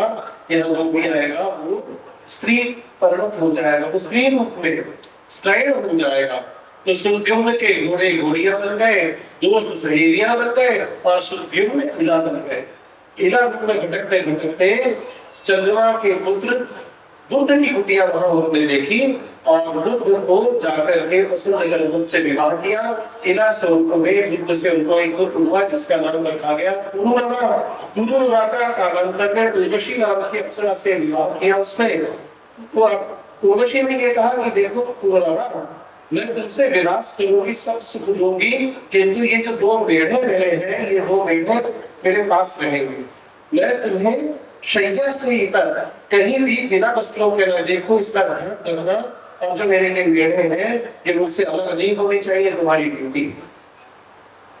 पुरुरवा एक दिन सो रहा था, अचानक उर्वशी का जाने का मन हुआ उसको छोड़कर। तो जब जाने की अवस्था आई तो पुरुरवा को छोड़कर उर्वशी ने जाने का बहाना बनाया। जब वो पुरुरवा के साथ सहवास कर रही थी उसी समय देवताओं को संकेत किया, देवता उसके दो मेढे उठाकर ले गए। मेढों की आवाज चिल्लाने की सुनी तो उर्वशी पुरुरवा से अलग हो गई, और पुरुरवा उर्वशी के महल में उसी अवस्था में, लग्नावस्था में ही मेढों को बचाने देवताओं के पीछे भागा। इतने में चंद्रमा की रोशनी में उसका पूरा शरीर उर्वशी ने देख लिया, और उर्वशी अपने वचन के अनुसार उसे छोड़कर चली। तब से कहते पुरुरवा उर्वशी की वासना में उसके प्राप्ति के लिए तड़पते रहे। फिर धीरे धीरे उन्होंने अपने आप को संभाला। फिर एक समय ऐसा आया कि पुरुरवा को ज्ञान हो गया सब चीजों का। उर्वशी की कामवासना में पुरुरवा ने अपना जो दोष उत्पन्न कर लिया था उसका उन्होंने संन्यास लेकर के शमन कर दिया। कहते कुर्यात् सर्वाणि कर्माणि मदर्थं ऋषभकः स्मरन्। कुर्यात् सर्वाणि कर्माणि, जो सारे काम है मदर्थम शनकैः स्मरण, धीरे धीरे शनै शनै मेरा स्मरण करते हुए ये जितने काम है संसार के, जितने धंधे तुम करते हो वो मेरे लिए करना होगा। कपड़े धो रहे हो तो सोचो मेरे धो रहे हो, भले ही परिवार के धो रहे हो, घर में लगने वाला पोछा धो रहे हो तो सोचो ये घर मेरा भगवान का दिया हुआ प्रसाद है, मैं इस घर में नहीं रह रहा हूँ, ये भगवान यहाँ बैठे हैं, भगवान इस घर के राजा है, मैं तो उनका सेवक हूँ। एक मंदिर है और मैं मंदिर में पोछा लगा, तो मंदिर में लगाने वाले पोछे को धोते से क्लेश होता है, उसको उतारने का धो कितने मिलेगा। अब पाप और पुण्य के बीच की गरिमाई इतनी है, वो आपके मन का भाव है। आपका मन जिस भोजन को भगवान को अर्पित करके लेकर आता है अपने घर, आप उसे प्रसाद मानो। पर जो घर में भोजन बनाते हो आप उसको कभी खाना कह देते हो, कभी भोजन कह देते हो, रोटी खा ले तो गाल दिया है, 6 नामों से आप उतारते हो, प्रसादिक भाव का होने के कारण से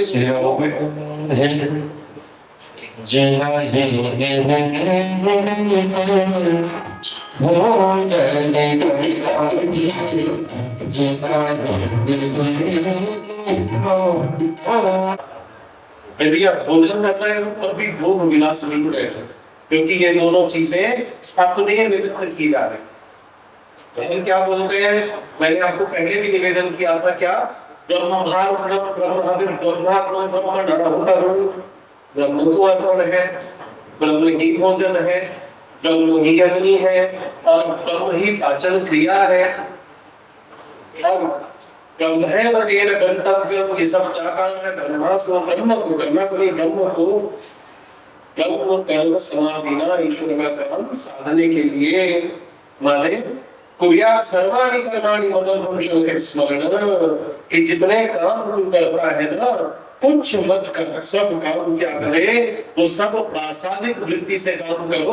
तो प्रासादिक वृत्ति क्या है कि भैया घर में पोछा लगा तो भगवान की जोड़ी बात साफ कर रहे हैं, लिपाई कर रहे हैं तो भगवान का चौका लिप रहे हैं, चूल्हा जला तो भगवान का प्रसाद पका रहे हैं, घर में वस्त्र तैयार कर अच्छे कपड़े पहनकर भगवान के सामने जाना है, भगवान प्रसन्न हो जाए।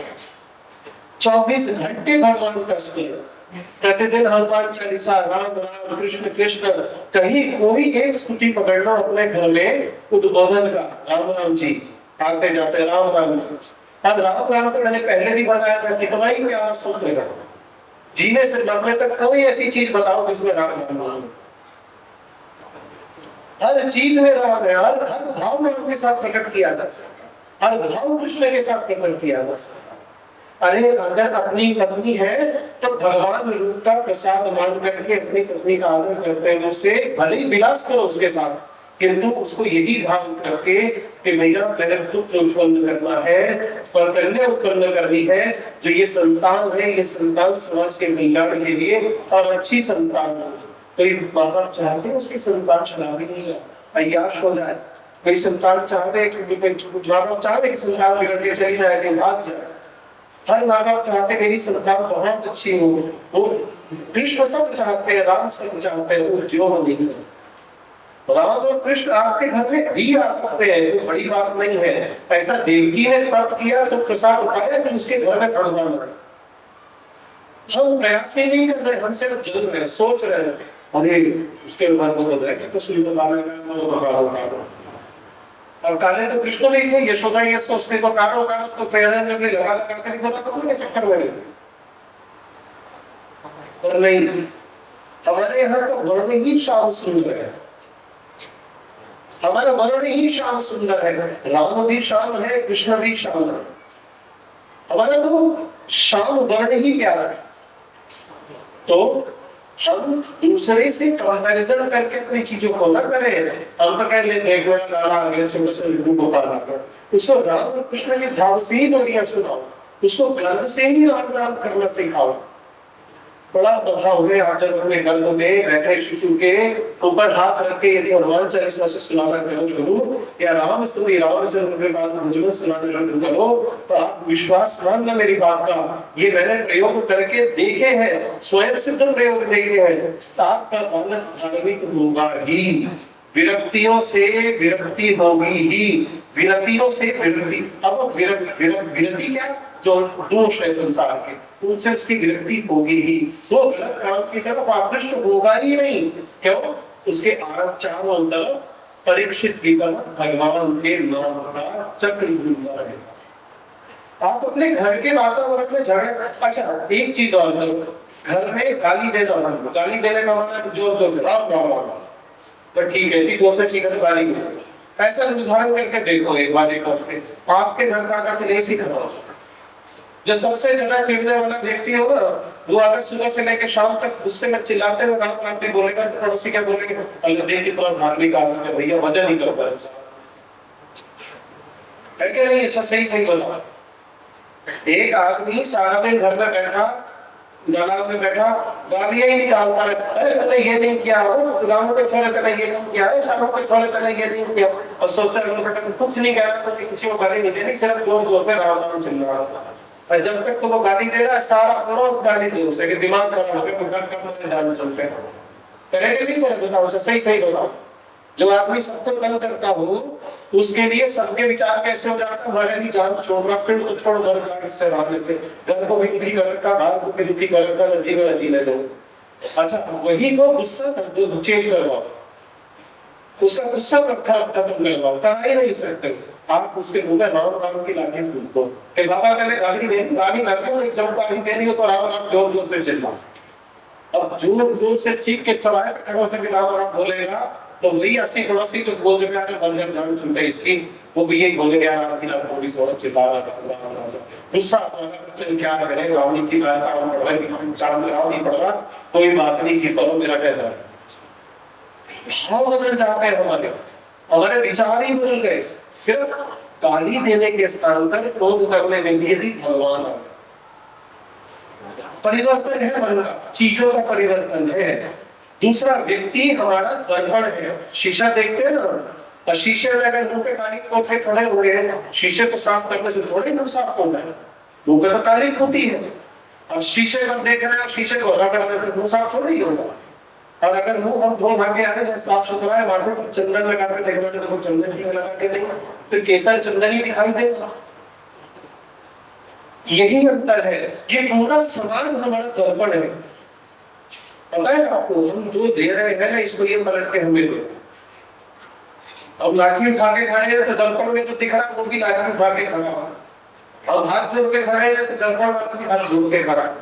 ये बिल्कुल ऐसा है, जो हम कर रहे हैं सामने से हमें मिल रहा है, ध्यान रखना इस बात का। और ऐसी जरूरत नहीं है इस बात की, पक्की बात नहीं है कि आप किसी को आज गाली दें तो बस हो सकता है आपसे डरा हुआ हो, तो आज आपको गाली में डरा करे, 20 साल बाद पलट के अपने कामों को अपने व्यवस्थित हो जाए। और ठीक ऐसे ही आज आप किसी को राम राम बोलो, जरूरी नहीं है आज आपको राम राम करके जाएगा, और उसके मन में जो बीज बोया जाएगा ना, हो सकता है 20 दिन बाद, 20 साल बाद, हो सकता है 20 जन्म बाद सामने आके खड़े हो जाएगा राम राम। तो इस विचार को अपने मन में धारण करना ना, कि हम क्या बीज बो रहे हैं, क्या बोए बीज बबूल के तो आम कहां से बोए, बीज ही बोना है, बबूले के क्यों बोए, आम ही के ना बोए, चलो तो वही खाएगा तो खाएगा, तो नीचे गिर पड़ेगा तो के चींटियां ही खाएंगी तो खाएंगी, तो अरे हमें तो बीज बोना है, हम बबूल के क्यों बोए, हम आम के क्यों न बोए। हम अपने आप को कांटे वाला बनाए कि कोई हमारे पास आने से डरे, यहाँ आपको फलदार वृक्ष बनाए, खुशबूदार फूलों का वृक्ष बनाए, अरे कोई पत्थर मारने आएगा, पास तो आएगा, उसका क्या फायदा कि हम अकेले खड़े हैं और बहुत बड़े हैं और हमारे पास ही नहीं रहा। हम सारा दिन पैसे रह जाए कि इतने बड़े हो गए, इतनी बड़ी कुर्सी पर बैठ गए, इतना धन संपत्ति वैभव कर लिया, अरे भैया तू हमसे आने से भी डरता है। ऐसी अवस्था में रहना चाहेंगे, वैसी अवस्था में रहेंगे कि भैया हर कोई, अरे सहज होकर के महाराज जी सीता, मुझे बड़ा अच्छा लगता है। हम कल गांव से निकल रहे थे, संजय भैया देखा हमने, गांव से निकले तो गली के बच्चे कोने पे खड़े थे, सीताराम महाराज जी, सीताराम जी, कितना आनंद आ रहा है, बच्चों की शक्ल देखो, जो धूल मिट्टी में खेल रहे, आनंद ले रहे, और ताल करके इतने सहज रूप से, राम राम बाबा जी, राम राम जी, राम राम जी, अरे राम राम में कितना रस है, सोचो तो। और उस राम के रस को पाने के लिए थोड़ा नीचे आना पड़ेगा। वही अगर के बैठा होना, मैं कर नहीं सकता, राम राम करना याद है। तो भैया ये तो राम से साफ कहता है, दिल में करना होगा, नहीं करना होगा करना। राम राम जब राम राम बुलाते हैं तो सभी के आगे झुक जाते हैं ना। राम राम बुलाया जाता है ना तो डाली मारने चल देते सुग्रीव के लिए राम। जब कृष्ण बुलाया जाता है तो सुदामा के पैर खोले बैठ जाते हैं कृष्ण। पुकारने की बात है, आप कितने मन से पुकारते? एक बार ऐसे कभी पुकार के देखा है कि आप पुकार रहे हो आपको भीग जाएगा, और कांपने लग जाएगा, पल्स रेट बढ़ जाए, दिल धड़कने लगे ऐसे जोर जोर से, ऐसे बल्लियों उछलने लगे मन हमारा, और इतना डूब जाए में पड़ोसी का पता ही नहीं हमारे पड़ोस में कौन बैठा है, बेसुध होकर के कभी नाचे हम भगवान के लिए। तो जैसे बात घूम गांव का मीरा नाची थी, नाचे हैं मीरा जी की, अरे नाचने को वो तो तैयार है, तो गलियों में नाचा है, उसको तो ग्वालिनों ने गोबर लगा लगा के होली खेली, आज हम केसर लगाते हैं उसको, भर गाय के गोबर डाले उसके बाद दे करके लोग बड़े बड़े, उसने तो वो काम किया है कि ग्वालिनों की पाँव की मजे में बांधी है। पर वैसे क्या बुला आ रहे उतना डूबते हुए, एक बार अपने मन में विचार करके देखना, जितने अपने कष्टों का ध्यान करते हैं क्या कितना केशव का ध्यान किया हमने? जितना हम अपनी परेशानियों को ध्यान करते हैं, अपने सुख की चिंता करते हैं, अपने दुख की चिंता करते हैं, दूसरे की संपत्ति से जलते हैं, दूसरे के रूप से जलते हैं, अपने श्रृंगार का ध्यान करते हैं, इतनी देर कभी केशव के साथ मन से बिता, मन से मंदिर में जाके बैठ के और ढोल मंदिर बजा के तालियां बजाना ध्यान। हाँ अच्छा, राम की वो क्या कर रही थी, आई मैं झगड़ा हो रहा, उसका ध्यान छोड़ के कभी ने विचार किया ठाकुर का? एक बार जरा ऐसा विचार करके देखो कि इतने जोर से बुलाओ, इतना नाच के बुलाओ, इतनी लज्जा छोड़कर बुलाओ उसको, जैसे गोपियों ने बुलाया वो वहां नाच में दौड़ाया कि वो परीक्षा लेने की स्थिति में रहा है केशव। ऐसा जोर के बुलाओ उसको, आओ हम एक बार भगवान को बुलाते हैं पूरे मन से, और ऐसे बुलाना कि अंदर से आवाज आए, हर बार को बुलाना फिर नहीं आता, वो जानता है नौटंकी नहीं करनी है, वो भीतर भी जानता है। यहाँ पड़ोसी जरूर देखने में आ रहा है अच्छे से बुला लिया, पर घर में अगर केशव को बुलाना है तो एक बार मन से अंदर से आवाज आनी चाहिए, अंदर से धड़क होना चाहिए, मन के अंदर के मन धड़क के रह जाए कि अपनी यार को प्राण निकल। एक बार ऐसे बुलाओ, देखो वो आता है, पीछे पीछे लक्ष्मी का डिस्काउंट है, घर का वैभव तो डिस्काउंट में मिलता है, तो मुझे क्या लेगा? गच्छो मायादिष्टो मत्पादतीर्थोरे स्नानो स्पर्शनैशुचि। हे विदुर जी, अब आप कुछ लोग कीजिए, उद्धव जी आप कुछ लोग कीजिए, उद्धव जी आप चले जाइए बद्रिका वन, के दर्शन मार्ग से वहां तुम्हारे पाप धुल जाएंगे, वहां वृक्षों की छाल पहनना, वन के कर्म मूल फल खाना, निष्प्रिय वृत्तियों से अपने आप में मस्त रहना, सर्दी गर्मी सुख दुख जो मिले उस क्लेश को आराम से सहना, धीरे धीरे आप इस देह पर प्यार कर मेरे साथ मेरे स्वभाव में विराज।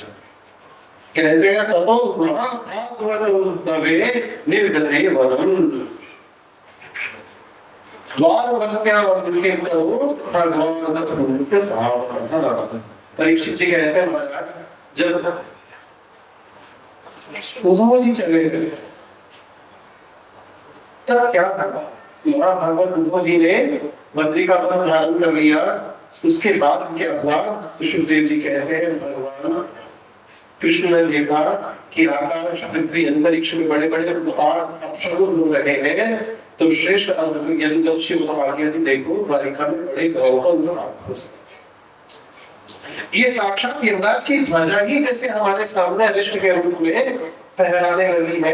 अब हमें यहाँ घड़ी दो घड़ी भी नहीं रुकना चाहिए, आइए हम तीर्थ को चलते हैं, हम धीरे धीरे स्त्री बूढ़े बच्चे जो भी यहाँ है वे शंखधार क्षेत्र में चले जाएं, और हम लोग जितने पुरुष युवक हैं और हम प्रभास क्षेत्र में जाएंगे, जहाँ सरस्वती पश्चिम की ओर बहती हुई समुद्र में जाकर मिलती है, वहां हम स्नान करके पवित्र होंगे, उपवास करेंगे, एकाग्रचित्त से स्नान जल नदी की सामग्रियों से देवताओं की पूजन करेंगे। स्वस्ति वाचन के बाद हम लोग गौ भूमि सोना वस्त्र आदि घोड़े रथ घर आदि के द्वारा महात्मा और ब्राह्मणों का सत्कार करेंगे। ये क्रिया सभी आमंत्रणों को नष्ट कर देती है। बहुत बड़े ब्राह्मण देवता का पूजन ही ब्राह्मणों का परम लाभ है। इस जन्म को यदि सिद्ध करना हो कि गुरुजनों महात्माओं गए और ईश्वर का पूजन करते रहना चाहिए। अनुग्रह सत्संग संस्कार में रहना चाहिए, प्रतिदिन सत्संग करना ही चाहिए। तो सभी ने भगवान की कृष्ण की बात सुनी और तथास्तु कहा। कहते हैं कि वे सब लोग अपने अपने स्थान पर था। जो स्त्रियां आदि थे वो शंखोधार क्षेत्र में चले गए। पुरुष आदि सब लोगों में सवार होकर प्रभास क्षेत्र में पहुंच गए। पहुंच करके पूजन आदि किया, संबोधन नृत्य किए, किंतु भगवान ने गांधारी का शाप भी धारण किया। महाभारत के युद्ध के बाद गांधारी ने शाप दिया था कि कृष्ण जिस प्रकार मेरे कुल का नाश करवा दिया है तुमने, तो तुम्हारे समाज का भी सीधा। तो इसी प्रकार से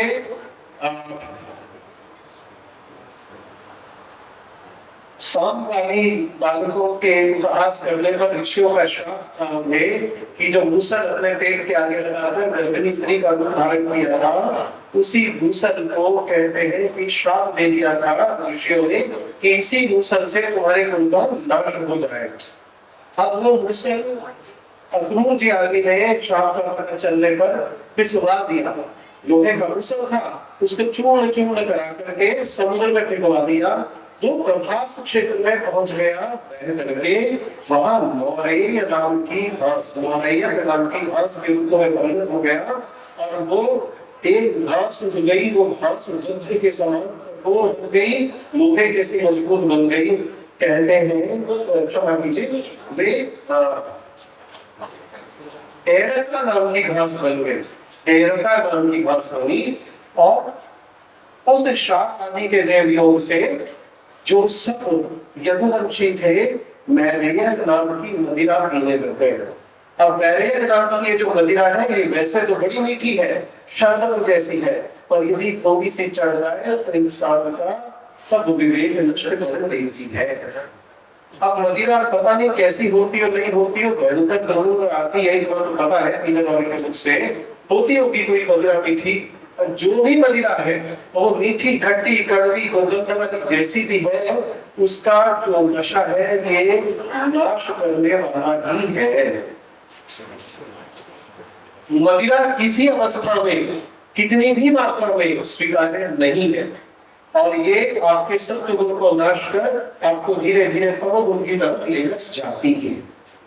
कहते हैं उस मदिरा के मद से मतवाले हुए यदुवंशी आपस में ही लड़ने लग गए। कहते हैं प्रद्युम्न साम्ब से लड़ने लगे, अपुरुष जी भोज से लड़ने लगे, अनिरुद्ध सत्यकाम से लड़ने लगे, सुभद्र संग्रामजित से लड़ने लगे, भगवान कृष्ण के भाई गद उसी नाम के उनके पुत्र से लड़ने लगे, सोमित्र सुर से युद्ध करने लगे, भयंकर योद्धा एक दूसरे का नाश करने को उतारू हो गए। निषद उर्मू सत्यजित शतजित भानु आदि यादव एक दूसरे से उठ गए। भगवान की माया ने उन्हें मोहित कर रखा था, मदिरा के नशे ने अंधा कर रखा था। बादशाह वृष्णि मन्मथ बोध सात्वक मधु अद्भुत माधुर शूरसेन विसर्जन कुंती आदि के वंशों के लोग समान और प्रेम भूमि करके आपस में मारकाट मचाने लग गए। अपने अपने अस्त्रों रथों अपने को अस्त्रों से सुसज्जित कर रथों घोड़ों आदि में बैठ करके वे दौड़ पड़े, एक दूसरे से युद्ध कर रहे, एक दूसरे को मार रहे हैं, जिनके साथ मिलकर के बड़े बड़े युद्ध जीते हैं, आज उन्हीं का गला काटने पर उतारू हो गए। ये तमोगुण की वृत्ति। मदिरा बहुत बड़ा विषय, पीने वाले को पता ही नहीं चलता किसके साथ अच्छा करना बुरा करना, वो लगा है अपने को ही मार लेगा, अपनी जड़ें काटने लगेगा। कहते हैं एरका नाम की उस घास को जब अपने अस्त्र शस्त्र खत्म हो गए तो यदुवंशियों ने उखाड़ना शुरू किया। मुट्ठी की मुट्ठी एरका घास उखाड़ उखाड़ करके एक दूसरे को मारने लगे। उसकी चोट इतनी भयंकर थी जैसे गदा मारा जाता हो, कुल्हाड़ी मारी जाती हो, उससे कट कट के यदुवंशी गिरने लगे। और जब कृष्ण और बलराम जी को देखा यदुवंशियों ने तो यदुवंशी उनकी तरफ भी दौड़े और कृष्ण और बलराम खड़े रहे उस घास से उन्होंने भी उनका संहार किया। इस प्रकार जब सब चले गए तो बलराम जी ने भी चुपचाप धरती पर बैठ करके योग के माध्यम से अपना शरीर छोड़ दिया। और मेरे प्यारे श्याम सुंदर ठाकुर जी कमल जिनके पैर कमल जैसे हैं, अलग लगा रखा है, शिवशाली के चिन्ह धारण किए हैं, बलवान और वैजयंती मान जिनके गले में शोभा देती है, उनके श्रीअंगों की शोभा बड़ी दीप्तिमान कांतिमान है। वे भी एक पीपल के पेड़ के नीचे उसका आश्रय लेकर के नींद करके बैठते हैं। इतने में ब्रह्मादि सब देवता गए भगवान की स्तुति करने के लिए। भगवान का हमारे पास थोड़ी देर में जगह नाम का एक गहेरिया पहुंचा। भगवान के नुपुर के हीरे, पैजनी के हीरे उसको ऐसे लगे जैसे मृग छाओं की आंखें हैं, मृग छाओं की आंखों की तरह चमक रहे थे। और अलग लगे हुए पैर इतने सुंदर लगे थे जैसे मृग वहां घास चलते हो। उसने उसे ही घास का तीर बना करके अपने धनुष पर चढ़ाया और भगवान के पैर को छीन दिया। ये वही बाली था जिसको भगवान ने राम रूप में मारा था। आज उसने भगवान की उस दोष का बदला उठाया।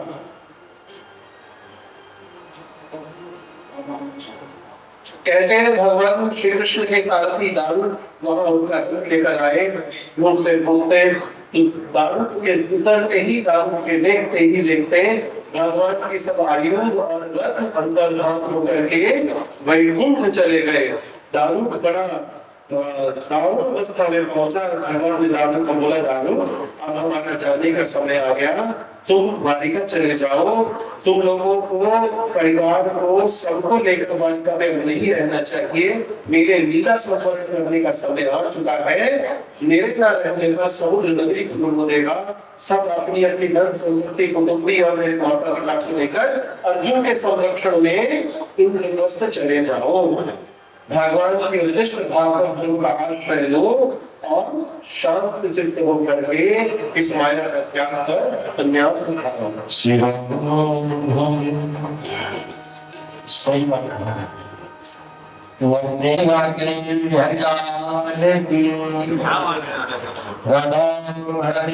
की जय जय श्री राधे श्याम।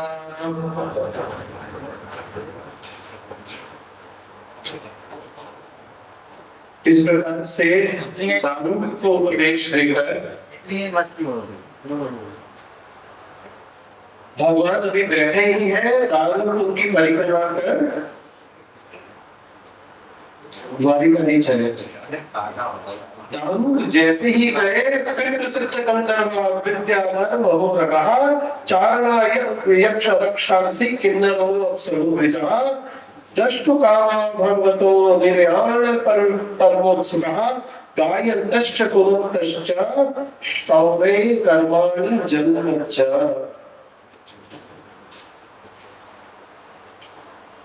कहते हैं कि दारू के जाते ही वहां ब्रह्मा जी, शिव, पार्वती, इंद्र, लोकपाल आदि देवता, मरीचि आदि प्रजापति, बड़े बड़े ऋषि मुनि, पितृ सिद्ध गंधर्व, विद्याधर, नाग, चारण, यक्ष, राक्षस, किन्नर, अप्सराएं तथा गरुड़ के विभिन्न पक्षी, मैत्रेयी आदि ब्राह्मण भगवान कृष्ण के परम धाम जाने की अद्भुत लीला देखने बढ़ावे।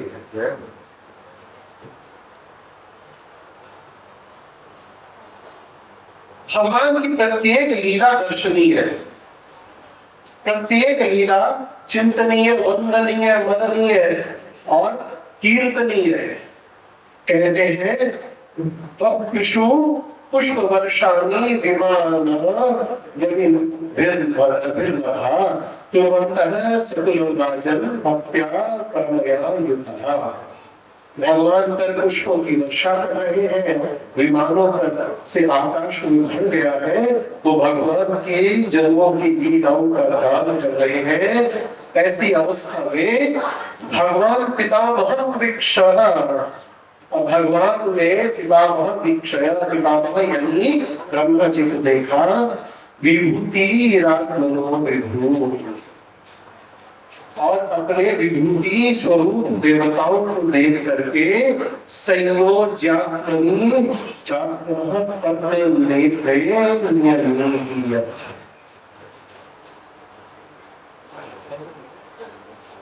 भगवान ने उस सबको देखा, स्वयं को अपने आत्म स्वरूप में स्थित किया, अपने कमल नेत्र बंद कर लिए, और भगवान का परम आश्रय योगिनी आदि देवताओं से संबंधित योग धारणा के द्वारा उसको जलाया नहीं गया। भगवान सशरीर अपने प्राण को जय कहते हैं परीक्षित, जब भगवान स्वर्ग में, जब भगवान अपने धर्म को ध्यान को जाने लगे तो उनसे पुष्प वर्षा होने लगी, नगाड़े नदी वाद्य बजने लगे।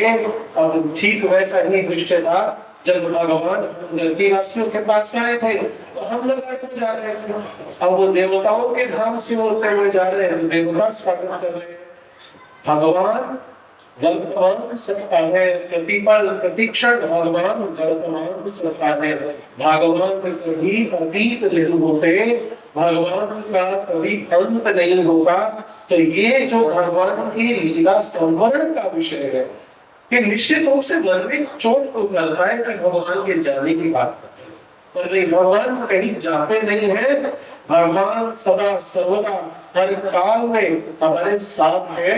भगवान केवल लीला को संवरण करके इस युग की अवस्थाओं को उतारने के लिए, कलयुग को स्थान देने के लिए भगवान ने धराधाम को परोक्ष रूप से धारण करके रखा है, पर प्रत्यक्ष रूप से चल माने अब भगवान ऐसे दिखते नहीं है, पर हाँ भगवान भागवत के स्वरूप में, सत्संग के भीतर शक्तियों के रूप में बार बार हमारे सामने आते हैं। संकेतों के, उपजाओं के और अन्य प्रकारों से भगवान हमारे पास आते हैं।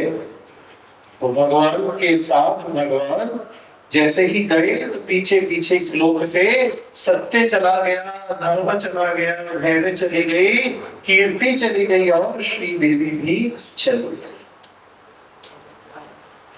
कहते हैं भगवान अपने धाम में जब प्रवेश करने लगे तो ब्रह्मादि देवता भी उन्हें देख न सके। इस घटना से सबको बड़ा विस्मय हुआ। अब कहते हैं उन्होंने अपने इस जीवन में अपने जानने की कला से ये बताया कि देखो मैं ईश्वर हूँ, मैं यहाँ सदा रह सकता हूँ, किंतु इस संसार को मैंने भी छोड़ा है। उन्होंने ये दिखाया कि मुझे शरीर से अभी क्या जरूरत है। आत्मनिष्ठ पुरुषों के लिए मैं यही आदर्श दे रहा हूँ कि शरीर रखने की चेष्टा भी न करे, इस शरीर के पीछे न भागे, केवल सत्संग का उद्धार जो क्षेत्र है उसको लेकर के चले। सत्संगत्वेन निसंगत्वं, निसंगत्वेन निर्मोहत्वं, निर्मोहत्वेन जीवन मुक्ति। यही सूत्र भगवान बता रहे हैं। कहते हैं कि दादू भगवान कृष्ण के भवन में गए थे, सबको उन्होंने रोते पीटते बिलखते हुए बताया कि भगवान अपनी लीला का स्मरण कर ले। दाऊ जी चले गए और जितने युवक थे प्रभास क्षेत्र में ठीक हो गए। कहते हैं कि देवकी जी, रोहिणी जी और वसुदेव जी ने जब ये समाचार सुना तो वे तुरंत ही मूर्छित होकर गिर गए। उन्होंने अपने प्राण छोड़ दिए। अब इतना कह करके जब और आगे कहते हैं बलराम जी की पत्नियां जितनी थी, उन्होंने बलराम जी को जब भस्म होते देखा, जाते देखा, तो बलराम जी की सभी पत्नियां योगाग्नि में प्रवेश हो गए।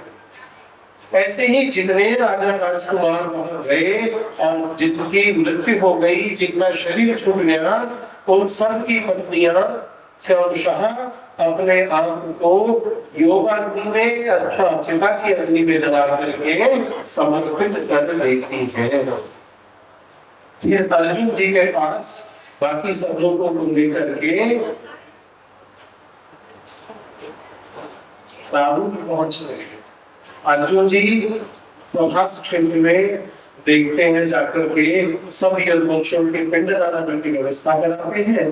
देखते हैं कि भगवान के न रहने पर एकमात्र भगवान का निवास छोड़कर एक क्षण में समुद्र में सारी द्वारिका नगरी डुबोती, किंतु द्वारिका में सूक्ष्म रूप से भगवान आज भी निवास करते हैं।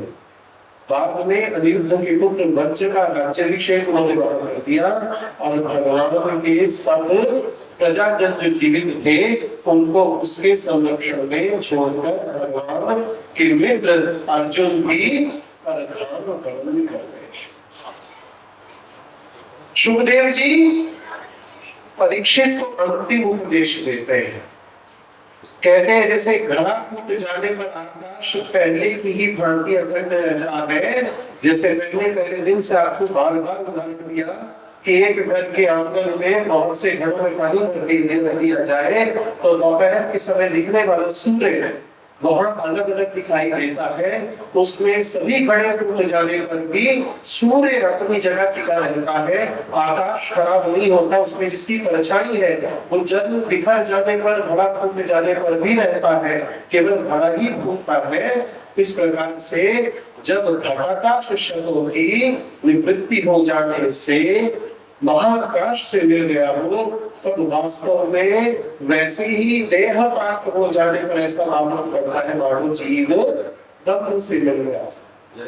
माने ये जो घड़ा है हमारा शरीर, हम बोलते हैं मिट्टी है, तो ये जो मिट्टी है ये मिट्टी से ही घड़ा बनता है, तो ये मिट्टी का घड़ा ये घूम रहे हैं ना, इसमें जो भगवान का प्रतिबिंब दिखता है, जब वो प्रतिबिंब चला जाता है, ये घड़ा फूट जाता है, तब ऐसा लगता है कि भगवान का जो प्रतिबिंब इस घड़े में दिखाई दे रहा था वो केवल जल से निकलकर साक्षात ईश्वर के रूप में ही स्थित हुआ। कहते हैं कि तुम अपनी विशुद्ध एवं विवेकवती बुद्धि का परमात्मा के चिंतन से भरपूर करो और स्वयं अपने अंतःकरण में स्थित परमात्मा का साक्षात करो। देखो तुम मृत्युओं के भी मृत्यु हो, तुम्हें मृत्यु मारेगी क्या, तुम तो फिर जन्म लो, तुम मृत्यु से क्यों डरना? ब्राह्मण के शाप से प्रेरित तक्षक तुम्हें भस्म न कर सकेगा। क्यों? तक्षक तो आपके पास प्रकट नहीं सकते, पापा को तक्षक जला सकता है नहीं, तो जल ही नहीं सकती है। शरीर जलाएगा दिन भर, शरीर खत्म करेगा तो दोबारा से कहोगे वापिस आ जाएगा, पूरा होता जा रही है शरीर, अगली बार नया मिलेगा। इस प्रकार से भगवान परीक्षित को उपदेश दिलवा रहे हैं सुखदेव जी महाराज से।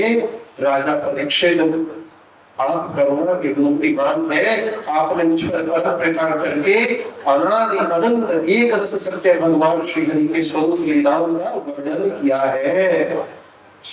इस प्रकार से परीक्षित व्यास आसन पर बैठे हुए सुखदेव जी महाराज का पूजन कर रहे हैं। कहते हैं कि मैं आपकी कृपा से अनुग्रहित हो गया महाराज, कृतकृत्य हो गया हूँ। आपने स्वार्थ और परमार्थ के ज्ञान से शून्य है, आप दुखों के दामन से जो बद्ध हो रहा उसके ऊपर अनुग्रह करना आपका सर्व स्वभाव भी है प्रभु। आपने मुझ पर बड़ा उपकार किया है, आपने मुझे अभय पद का, पद का, आत्मा की एकता का साक्षात्कार करा दिया है। और इसी प्रकार से उन्होंने भगवान को, सुखदेव जी को भगवान मानकर उनकी स्तुति की। थोड़े समय में तक्षक आ गया। कहते हैं कि तक्षक के दसने से परीक्षित जी का प्राण हुआ। परीक्षित जी ने उस विष को स्वीकार किया। जब पता चला जन्मेजय को कि मेरे पिता सुदर्शन ने डसा है, तो जन्मेजय ने सर्प सत्र आरंभ कर दिया। सर्प सत्र में ब्राह्मणों की सहायता से बार बार नागों का नाम लेकर के आह्वान करते जा रहे थे, और वे नाग आह्वान करके यज्ञ कुंड में गिरते पड़ते भस्म हो रहे। जब तक्षक का आह्वान किया जन्मेजय ने, तभी तक्षक भयभीत होकर के इंद्र के पास चला गया। मेरा क्या कसूर है? शमीक के बेटे श्रृंगी ने शाप दिया, राजा ने शमीक का दोष किया, श्रृंगी ने शाप दिया, मुझे शाप के अधीन आना पड़ा, और ये जन्मेजय मेरे पीछे पड़ गए। महाराज मुझे बताओ मैं क्या करूं, मुझे बचाओ। तो इंद्र ने तक्षक को स्तंभित कर दिया, जिसके कारण से मंत्रियों के आह्वान बाद भी तक्षक कुंभ में नहीं गया। फिर ब्राह्मणों ने जन्मेजय के पूछने पर बताया कि बेटा तक्षक को इंद्र ने आश्रय दे रखा है, तो तक्षक अभी नहीं आएगा। तो जन्मेजय के आग्रह पर ब्राह्मणों ने इंद्र को भी तक्षक के साथ आह्वान कर लिया कि जाओ पुरंदर, तुम भी तक्षक को आश्रय देने वाले हो, कुंड में जाकर बस हो। इंद्र और तक्षक का एक साथ आह्वान करने पर आकाश में इधर उधर भटकते हुए विमान बनाकर बैठ गए, और जबरदस्ती हवा वो कुंड की तरफ खींचे आ रहे हैं। देवी बृहस्पति ने जाकर के जन्मेजय को समझाया, सब निबंध हुआ, उनको आशीर्वाद दिया। फिर धीरे धीरे अथर्ववेद की शाखाएं भगवान के दर्शन की बात आती है। मार्कंडेय जी की तपस्या का भगवान शंकर का उन्हें वर देने का वरदान क्षेत्र आता है। भगवान की अंग रूपांग आयुधों का वर्णन और उसका रहस्य आता है। भगवान के सद्गुणों की बड़ी विलक्षण कथा आती है। संक्षिप्त विषय सूची भी आती है, श्रीमद् भागवत की, पुराणों की श्लोक संख्या आती है। वज्रावादी का समागम, शांडिल्य मुनि के मुख से भगवान की लीला के रहस्य, ब्रजभूमि का महत्व आता है।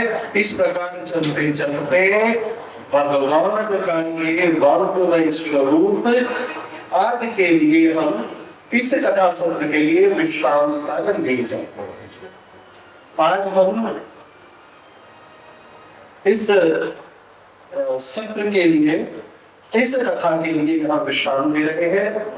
एक छोटा सा भजन करेंगे, भगवान के गुण करेंगे, उसके बाद आरती करेंगे। आरती के बाद व्यास आसन से बाहर ही आपको प्रसाद उपलब्ध हो जाएगा। प्रसाद के तुरंत बाद हम यज्ञ करेंगे। यज्ञ के बाद हम व्यास पीठ का विसर्जन करके आज के कथा अनुष्ठान से आपसे विदाई लेकर आपका नलगढ़ा और नोएडा छोड़कर वनवती के आश्रम पर वापस लौटेंगे। फिर मिलने की तैयारी। जय श्री राम।